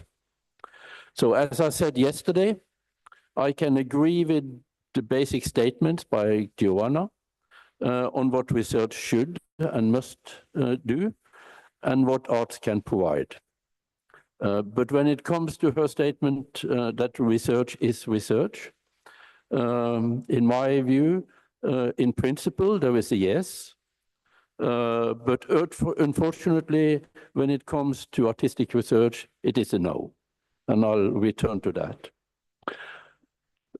And maybe also quite important to state here, because it's not obvious, I think, for everybody, is that the basis for all research in all disciplines is that it should move the borderline of that discipline to reach the cutting edges of that discipline. And that is valid for medicine, chemistry, archaeology, any discipline, and that will also be the thing that is valid for the arts and artistic research. That is not always quite understood, and maybe in some cases it's also so that the interdisciplinary activity gets in the forefront, but I still think that artistic research are still young, and it needs to be aware of this, main aim for the research activities. So we can take the first slide. I hope. Yes. So here is my starting point. Artistic research is research that stems from the artistic practice and provide knowledge, insights that can only be obtained through that artistic practice. This is for me the absolute basis. I could say that for those of you who knows German, the word Erkenntnis, I think, is quite a good word for what actually is on stake in artistic research. It doesn't really transfer into English. Insights is the closest we can get to the way. But this means that although, yes, knowledge has been produced to a certain degree within the arts over a long, long time, artistic research has a much shorter history.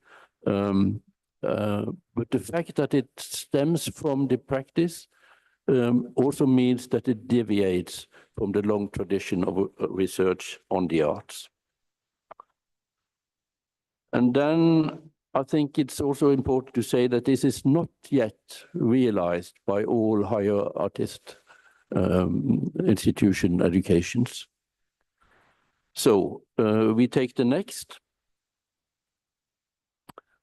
But in this situation, as we are now, no university of higher educational institutions will survive without a teaching and learning platform based on active research. And this observation is equally applicable to any institutions within the arts or the higher arts, e.e. as it's put out here. So, and then again, with what I said before, when artistic research stems from that practice, it is vital that the output becomes relevant for the peers in that field, in a relevant format for that peers.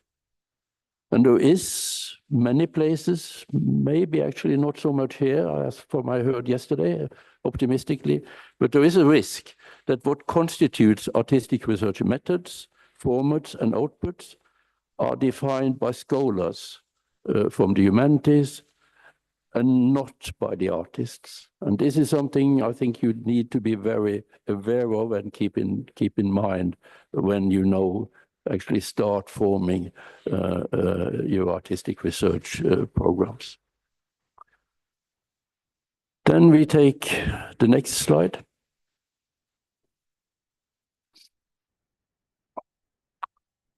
So the last of this maybe basics is that there is something that needs to be shared in a systematic and articulated way that are relevant to your peers. And from at least my experience, it does mean that it demands a shift in culture, moving away from a certain well-established degree of privatization that exists within, we say, an artistic culture. And this willingness to share, I think, is fundamental for the understanding of moving from an old, more pupil-master situation and into a culture based on research.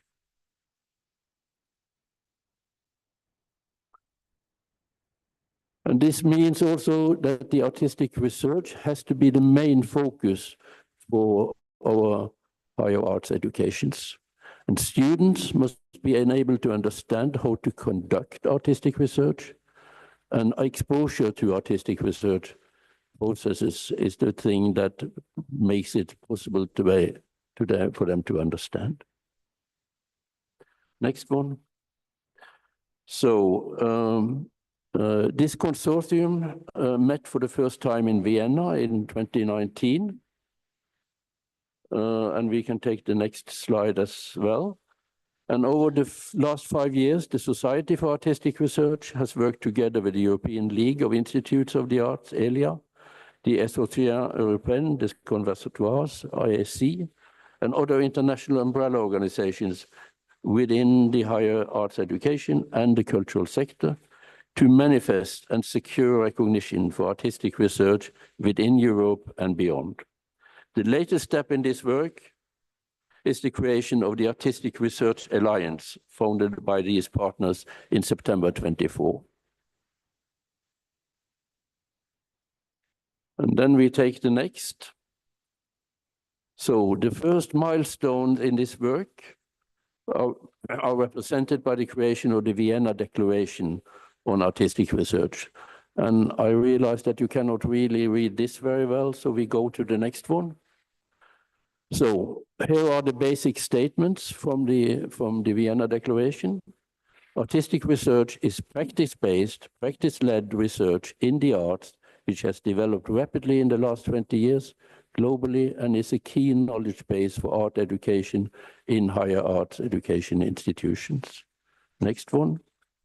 The Vienna Declaration is intended as a policy document addressing political decision makers, funding bodies, higher education and research institutions, as well as other organizations and individuals catering for and undertaking artistic research. Next one. Artistic research is research through means of high-level artistic practice and reflection. It is an epistemic inquiry directed towards increasing knowledge, insight, understanding, and skills. Within this frame, artistic research is aligned in all aspects with the 5 main criteria that constitutes research and development in the Frascati manual. And artistic research is undertaken in all art practice disciplines, including architecture, design, film, photography, fine art, media, digital arts, music, and the performing arts. And it achieves its results both within those disciplines as well as often in a transdisciplinary setting, combining artistic research methods with methods from other research traditions. So then, what does the Vienna Declaration, we can have the next one, please. And what is it not? So it does provide, you see, yeah, okay, fine. It does provide a basic definition of what is required of artistic research, but it does not make any statement about what is right or good artistic research, neither what is wrong or bad artistic research. But the Vienna Declaration points towards what distinguishes artistic research from other forms of research. The Vienna Declaration does not say that artistic research is only available at the higher arts educations, or that artistic research can only be operated seriously there. But it does say that the higher art education face specific challenges in dealing with artistic research, especially when it comes to academic recognition. And as I said already, it states clearly that it is a policy paper to use towards negotiations with political decision makers. So then we come to the Frascati manual. Here we are a little bit too early, I think, just a moment. So this is what it aims to be. So it is basically a way of harvesting statistic material from research activities. But it is used for also many other purposes. And in many countries, it is the basis for what can be funded as research. And this is the case in many of the East European countries. It could be the risk that you face also here in Italy when the existing funding comes to an end, because that was a special funding. And if it then is raised as an issue, is artistic research actually recognized by the Frascati manual, then there may be a problem. The next is, yeah. So here is the 6 Fords. That is the classification of the Frascati manual. I don't need to read them for you because I think you can read them by yourself. It is the 6th one that is of concern for our part. But we will first have to look at the definition of a research activity. It needs to be, yeah, we need next slide. Novel, creative, uncertain, systematic, transferable, and/or reproducible. These criteria should not be difficult to fulfill from an artistic research perspective. You could say that reproducible could be difficult, but transferable is not. So even we would claim that artistic research can fulfill these 5 criteria without any difficulties. The fact still is that this is not recognized.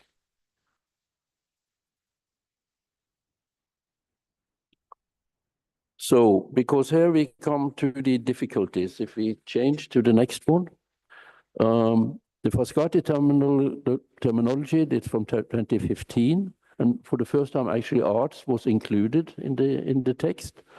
but it operates with three different ways of talking about art: research for the arts, and research on the arts, and artistic expression. Research for the arts, that could be something that helps with some sort of chemistry. Research on the arts is all the humanities scholarly tradition. Then comes, according to the Frascati manual people, the artistic expression. However, when they further go on, they then say artistic expression versus research. They introduce the word artistic performance. And then they say it's normally excluded from research development because artistic performances fail the novelty test of R&D, as they are looking for a new expression rather than for new knowledge. And again, also the producibility, how to transfer is not met. So by that, they actually take away the notion of artistic research, and you could even say, in a way, they take away the knowledge domain of the arts. So the consortium that has been working on the Vienna Declaration took on itself to actually very detailed go through the Frascati manual, and ended up with a lot of very concrete reformulations. I will not go into all of these details, but here are the two main ones, and that is that the sixth category, that is no humanities and the arts, should be shifted to humanities. And if we move to the next one, that the subcategory 6.4, there is no arts, art history, history of the arts, performing arts, and music, should be changed to studies on the arts, and that there should be created a new seventh category for the arts, then with a number of subcategories. So what we want to introduce is actually the seventh knowledge domain of the arts.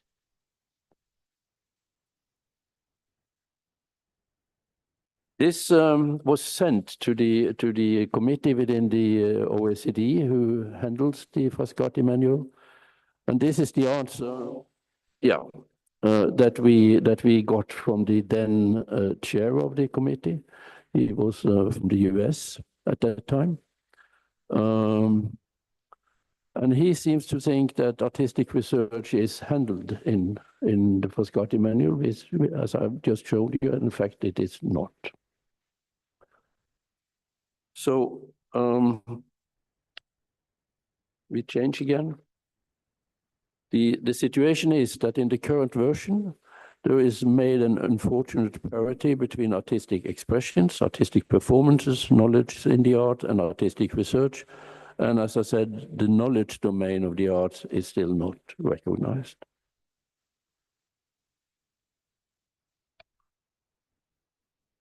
So in a not so long-term perspective, it will be crucial that artistic research is formally recognized as being within the overall definition of research as formulated in the Frascati manual. And again, we have a look, I think, if you change the slide, let's have a look again at these 5 criteria. Because as I said, these are not difficult. But the important thing is to actually start implementing these in all sorts of situations, in the teaching, in the way that artistic research is evaluated. So in every form where the issue of artistic research is raised, it is very important that we constantly document that these are relevant criteria also for the artistic research field. So this is where you could say on one level, we have to be very practical and use them. And then on another level, it becomes important that we actually also start raising this issue towards the stakeholders, towards the decision makers. And that also means towards ministry, towards statistical agencies, and towards the members of the OECD committee, representatives that are representatives from each country here.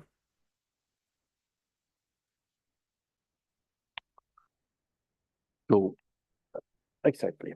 Good.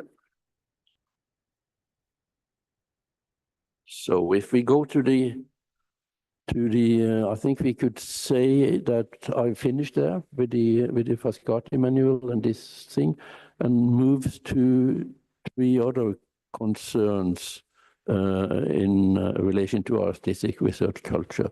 If we have changed, yes, good. So the first one is the lack of references to other artistic research outputs. What we do see in very many artistic research projects is that they refer to, well, quite often to French philosophers, now also to people who are spokespeople on behalf of climate change and things like this. But we very seldom see references to other artistic research projects and other artistic researchers. So this again is something that is really needed to be aware of and to change the research culture. And at least in my view, there is a too strong reliance on writing as the main reflection and documenting formats. And there is too little integration, demonstration, documentation of the artistic practice, which is, after all, the basis of the knowledge production here.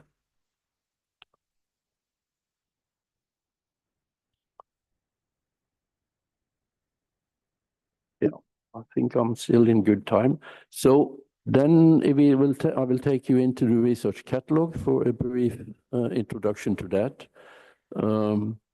It is the enhanced rich media platform to serve the artistic research community. It was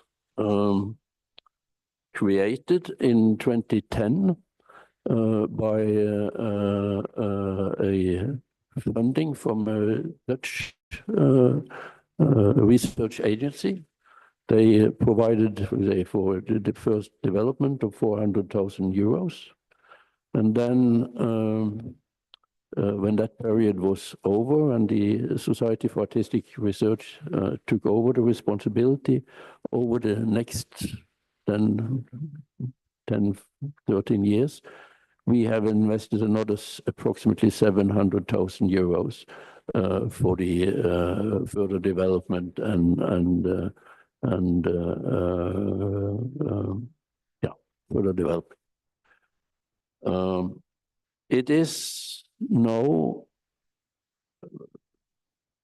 approximately 30,000 registered users, of which 15 is full users. There is 6 peer-reviewed journals that use the research catalog as the publication platform. There are close to 40 institutional portals within the research catalog, plus some research project portals, which also includes the 2 Italian consortia, the ArtNet and the EAR. There is approximately 5,000 publicly available artistic research outputs available there in the research catalog, which means that worldwide it is the largest presentation platform towards the international artistic research community. and it works both for institutions and for individuals. So I think we could change to the next slide. So can you read this by yourself? Yeah, good. So then I don't have to list all of this, but maybe the most important things is what is stated here in the beginning. It gives the opportunity to make images and sound, not subordinate, but fundamentally on par with the text. And it provides the opportunity to step out of the linear narrative structure that you would find in any PDF. And these two things, I think, is the most, would say, basic functionalities of the of the research catalog. But it also is important that it does provide each user with a documentation, with a personal media repository, which means that you can say, document every step in your activity in this repository, and you can sort this from different sort of purposes. I think we could take the next one as well.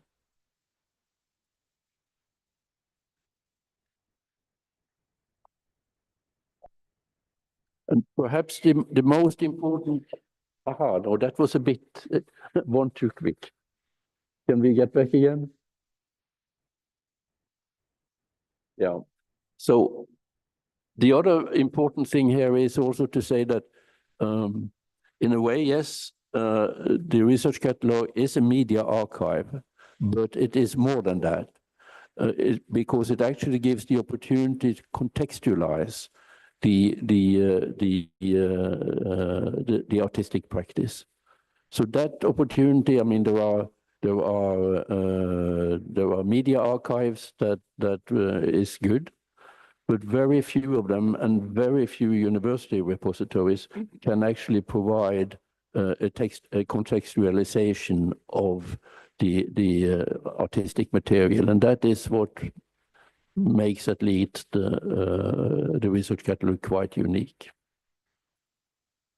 And then we thought we should try to show you 3 examples from the research catalog. And here I also have to introduce my colleague, Daniel Pozzi, who will take the more direct action here. The first one we are going to show you is a Swedish folk dance researcher. He's called Andreas Berthold, and he works at the Stockholm University of the Arts. And this exposition is called In Circles Leading On, Folk Dance, a Choreographic Intersection.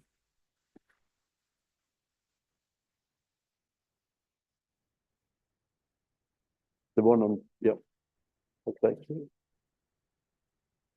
In top, on top. Yeah, this. And yeah.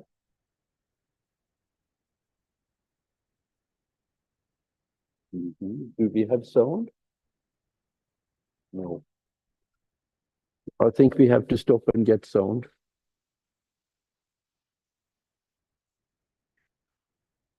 Yeah.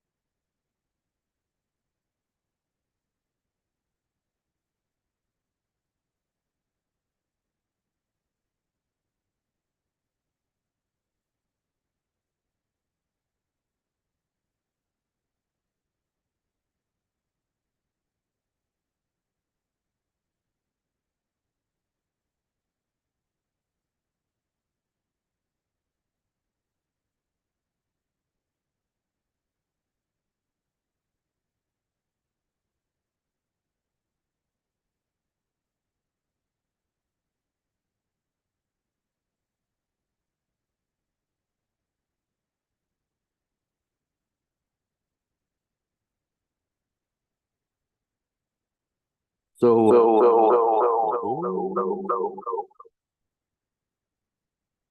next one.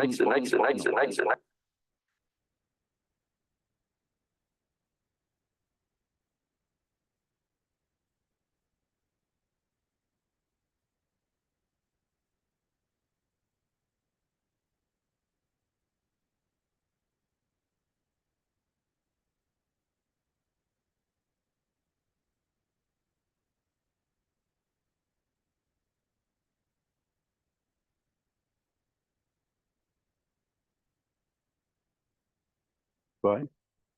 So do you hear me now? Yes.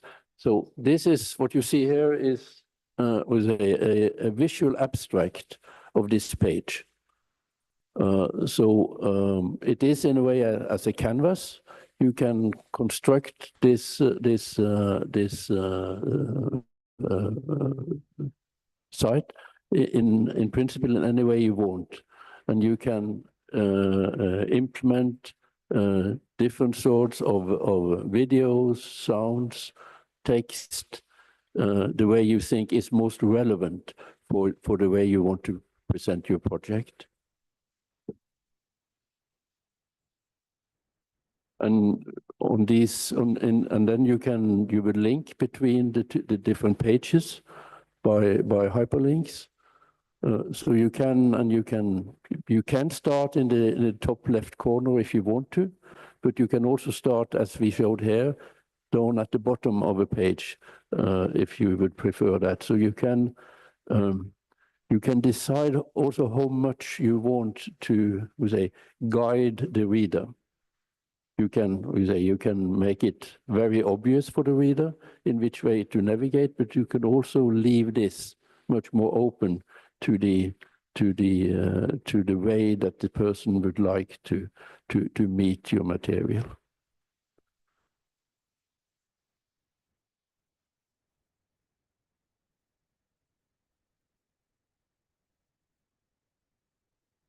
And you can include certainly references. You can include text where you declares in which way that your methods has been used, or in which way you have formulated the questions, or who you have actually also developed the project over time.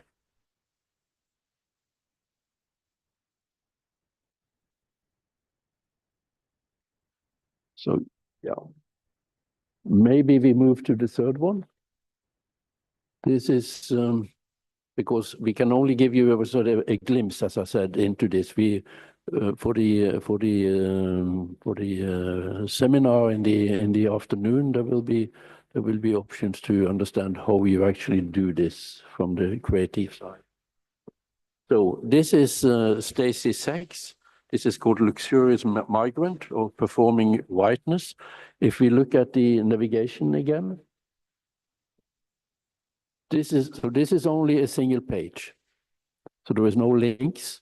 And as you can see also here, there is not one way to read this. There is hints about in which way to navigate, but it is not necessary to do it in one particular way. But it includes, could you show the video that is inside the black one? That one, yes.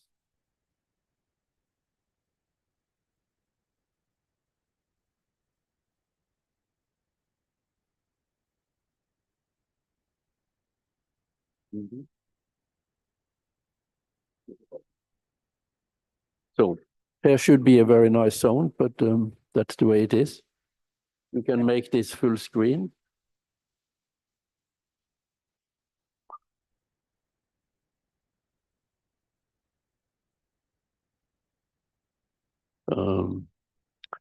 So you can lay different sort of media files on top of each other. So you could have a soundtrack on top of a video, or you could have a soundtrack on top of a slideshow, or whatever sort of way that you want to present these things.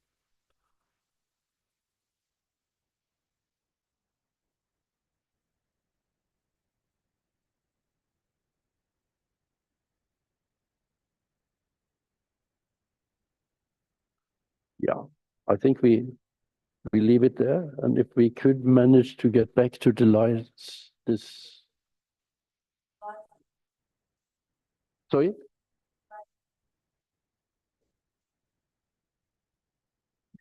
The first one, yes, there is that. You want to see it? Yeah, there is no, the sound is important, but yes, let's do that. Yeah.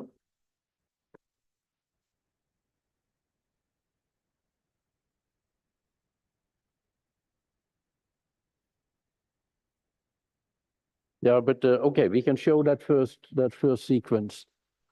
Like, Can listen to the computer, no? Yeah.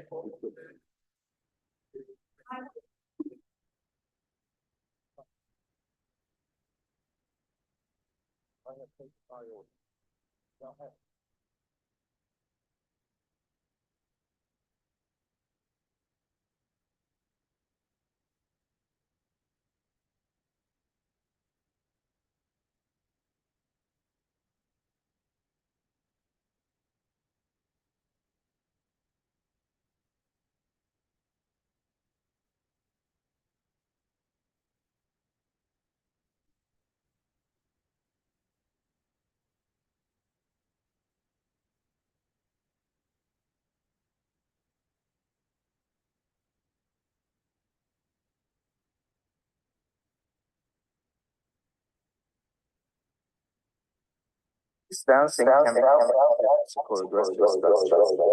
in itself.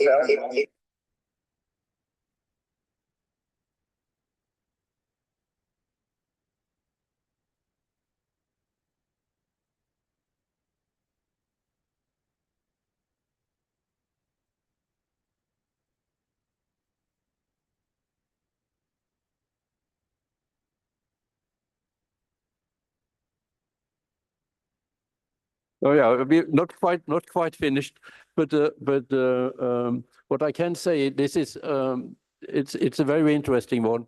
You should try to look it up by yourself. It's available for everybody. And what it was, on the one side, you can see he's creating this as a circular sort of introduction base. He has very good references to other artistic researchers, and he managed, I think, in a very good way to contextualize his folk dance project in this example. So it's a really interesting result. So if we then can come back to the last slide, which I hope we can take one by one, but not necessarily. Oh, no, it came out like that, but that's okay. So the conclusions, what is needed for artistic research to come of age, because it is not yet there. The Frascati manual must be reformulated to include the knowledge domain of the arts, and by that, acknowledge the role of artistic research. The higher art educational institutions must embrace artistic research as research stemming from the artistic practice and introduce artistic research on BA and MA levels. Artistic research must change its main references towards other artistic researchers and research outputs. And then finally, demonstration of artistic practice must be much more integrated in the documentation, presentation, and dissemination of artistic research outputs. In other words, less words, more art. Thank you.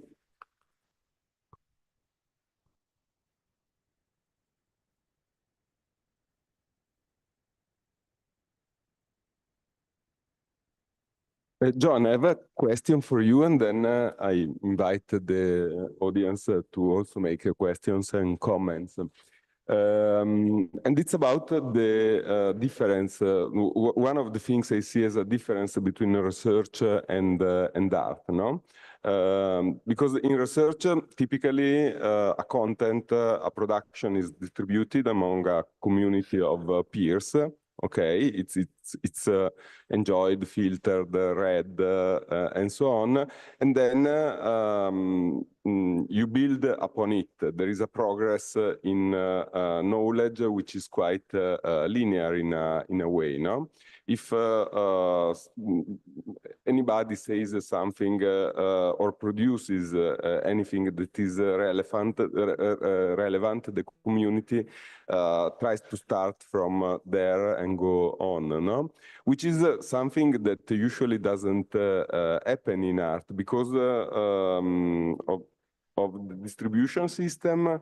So there are artists that are not just publishing a work. They may be supported by institutions. They may amplify their message in order to get many people, and those are the artists that usually are referenced, are known, and are.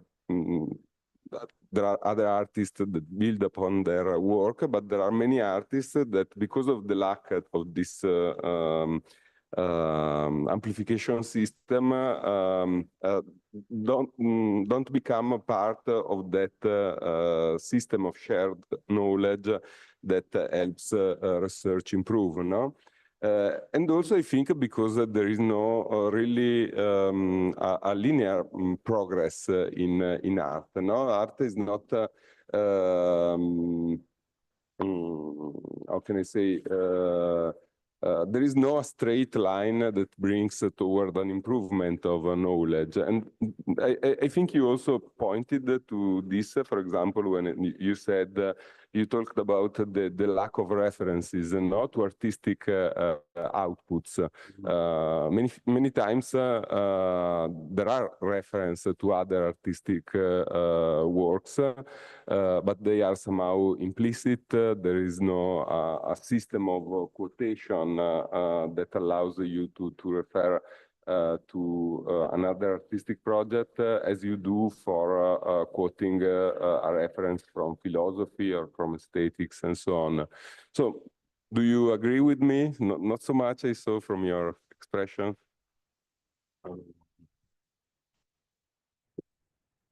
Yes, I mean, there are, we say,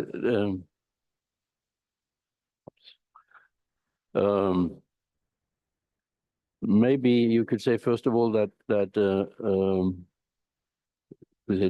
basic difference between an art project and an artistic research project is the willingness to share more than the output. I think this is at least is the most. Do you hear me now? Be closer. I'll be closer.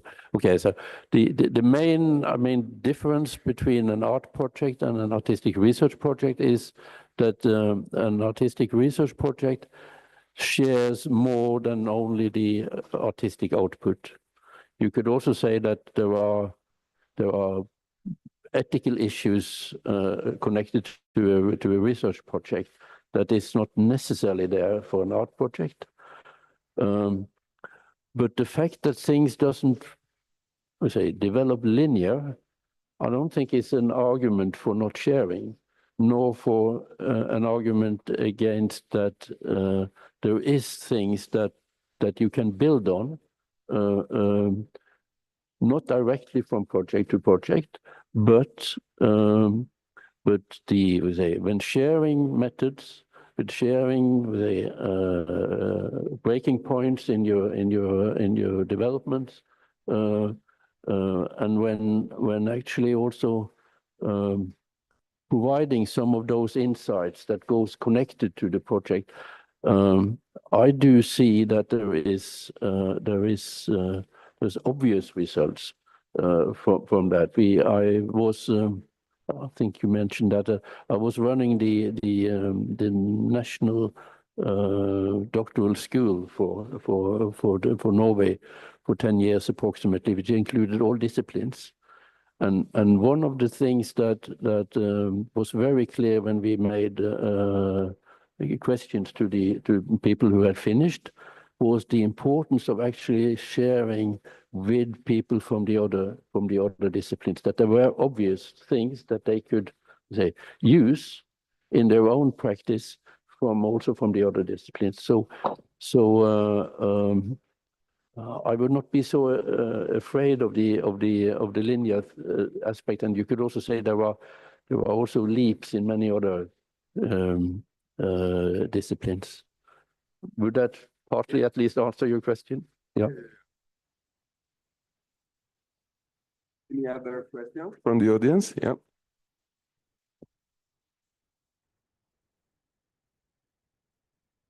Hi, thank you. This was really useful to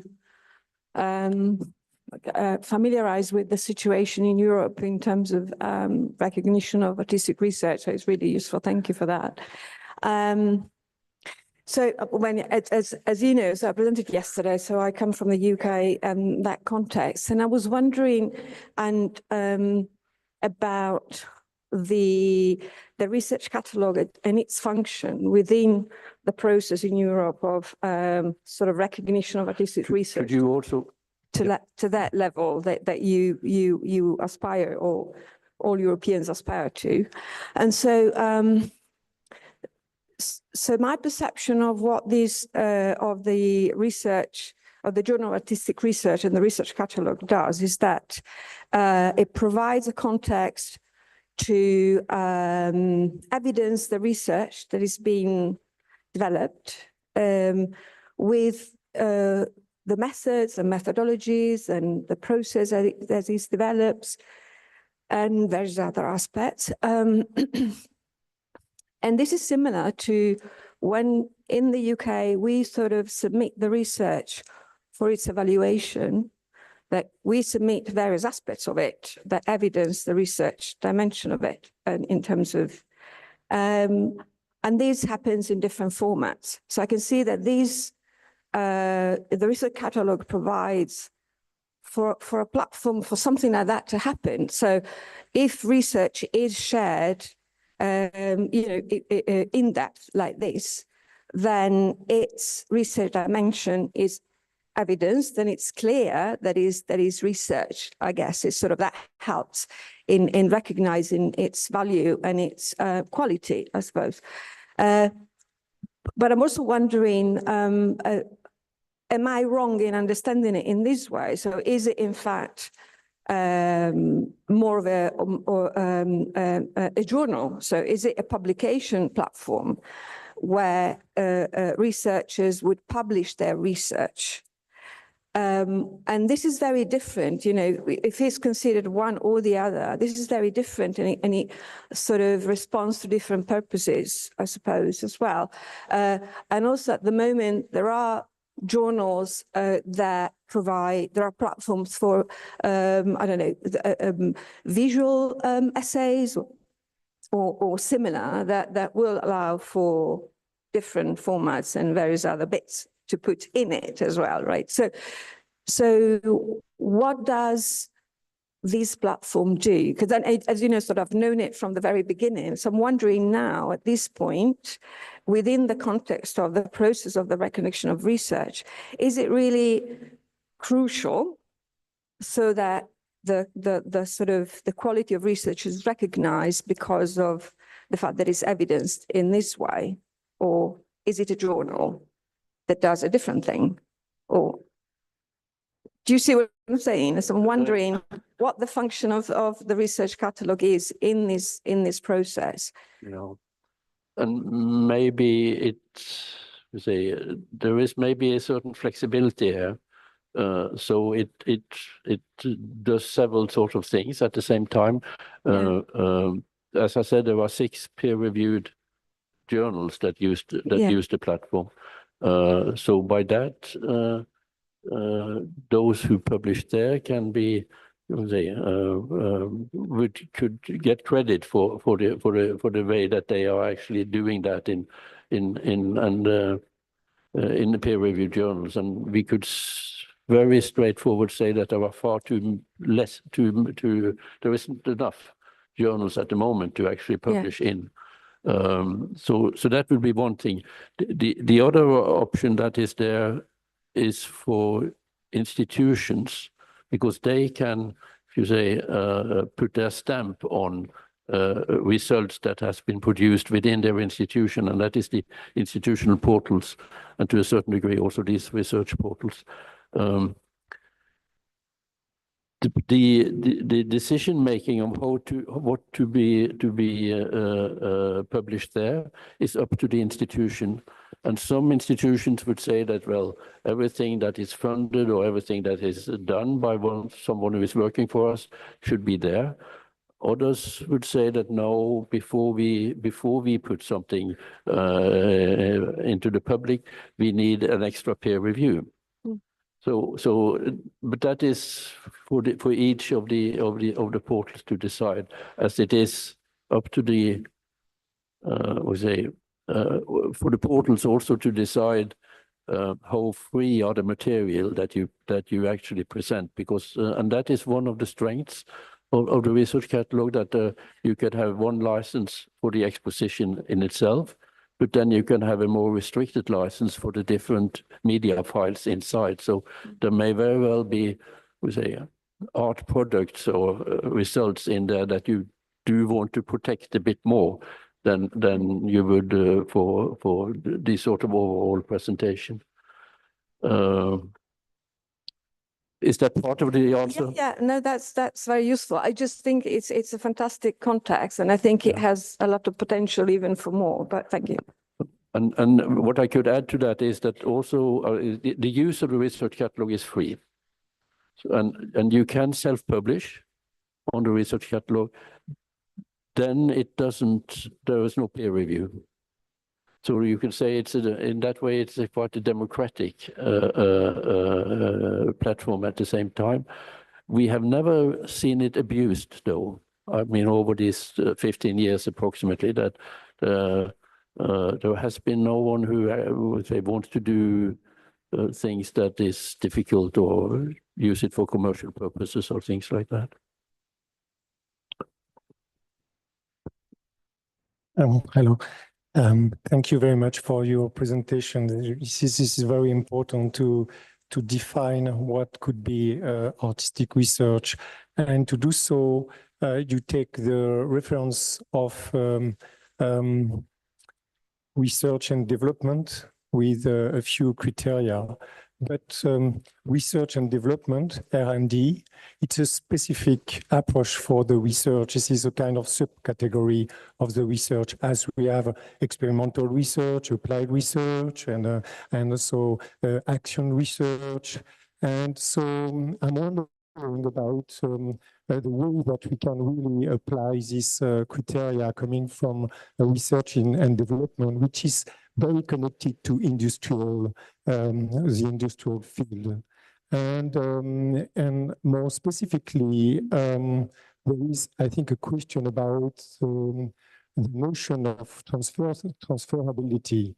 Normally, when we use this notion in the research and development field, it's to focus on the fact that we can use the result to create an economical value. So I mean economical and financial value. So transferability, it's something that you can use to go from a specific research to apply in a kind of project or something like that. So how do you think that we can use this notion for the art? And do you think that we really use the research and development category as a reference one for the artistic research? I am sorry, but the sound up here makes it quite difficult. But yeah, please.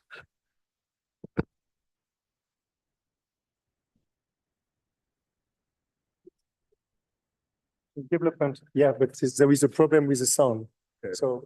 So you use the research and development category and the criteria of the research and development to define artistic research. But research and development is a very specific category which normally it's connected with the industrial approach. So, and normally in this category, one of the criteria, which is the transferability, it's to give an economic value and even a financial value to the research. So my question is a double question. One, do we use, do we have to use this research and development category of the research to define the artistic research? And if yes, what could be the transferability notion or criteria for the art? Okay, maybe okay.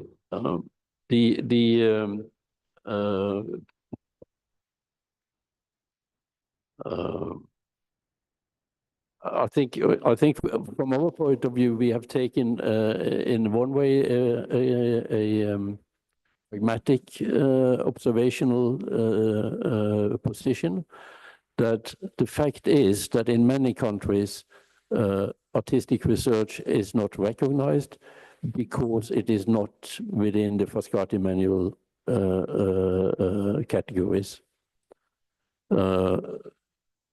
And to secure funding on equal basis, I have to say still that I'm not quite sure if I answer you correctly, but to secure financial basis on equal terms with the other disciplines within research, it is, I think, important to use those criteria. But I have to say that I do not see any risks in that. So maybe if there is something there that you think there are, you could maybe elaborate on that.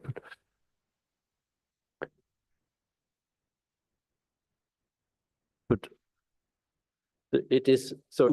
Sorry, I can come here. One of the risks, it's a little shift between the art, from the art to applied art, to design, because and on my side, I'm okay that a part of the artistic research could be an applied art research. So in design, because with a design approach, it is possible to have a good transferability and to have an economic value from the research. So I think that's a very important question to avoid to be trapped in something that you need to apply the art if you want to have a good context to develop the artistic research.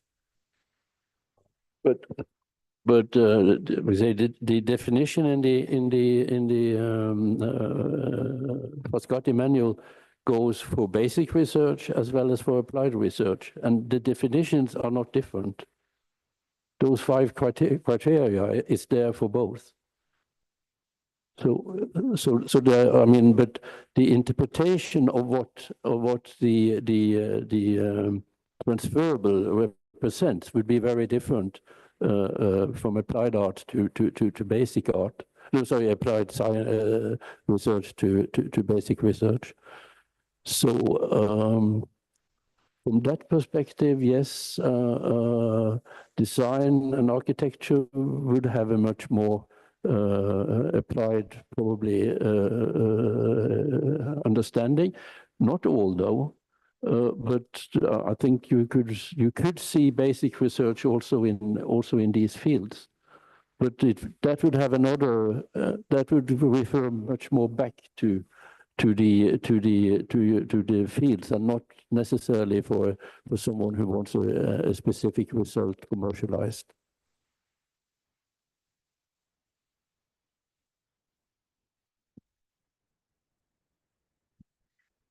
I agree with you, but research is research. It's more difficult in art, but our problem is the evaluation of research is more difficult in art, but art is like the other kind of research, and we have to do research in art as the other fields of research. So I agree with this proposal. So I agree, because research is research. Okay, thank you. So, yes, because our problem is the evaluation, the money, the and the world has to recognize our research. So I think this is a good proposal. Yes. Thank you. Thank you, everybody, for coming to this. I think the conversation with John can be further developed in the workshop this afternoon if you want to attend. Sorry. Yeah, and if anybody forgot to send us, demonstrate us interest in the workshop, they can go on the desk down there and ask to be registered on the research catalog, just in order to have an account that can be used later for the workshop.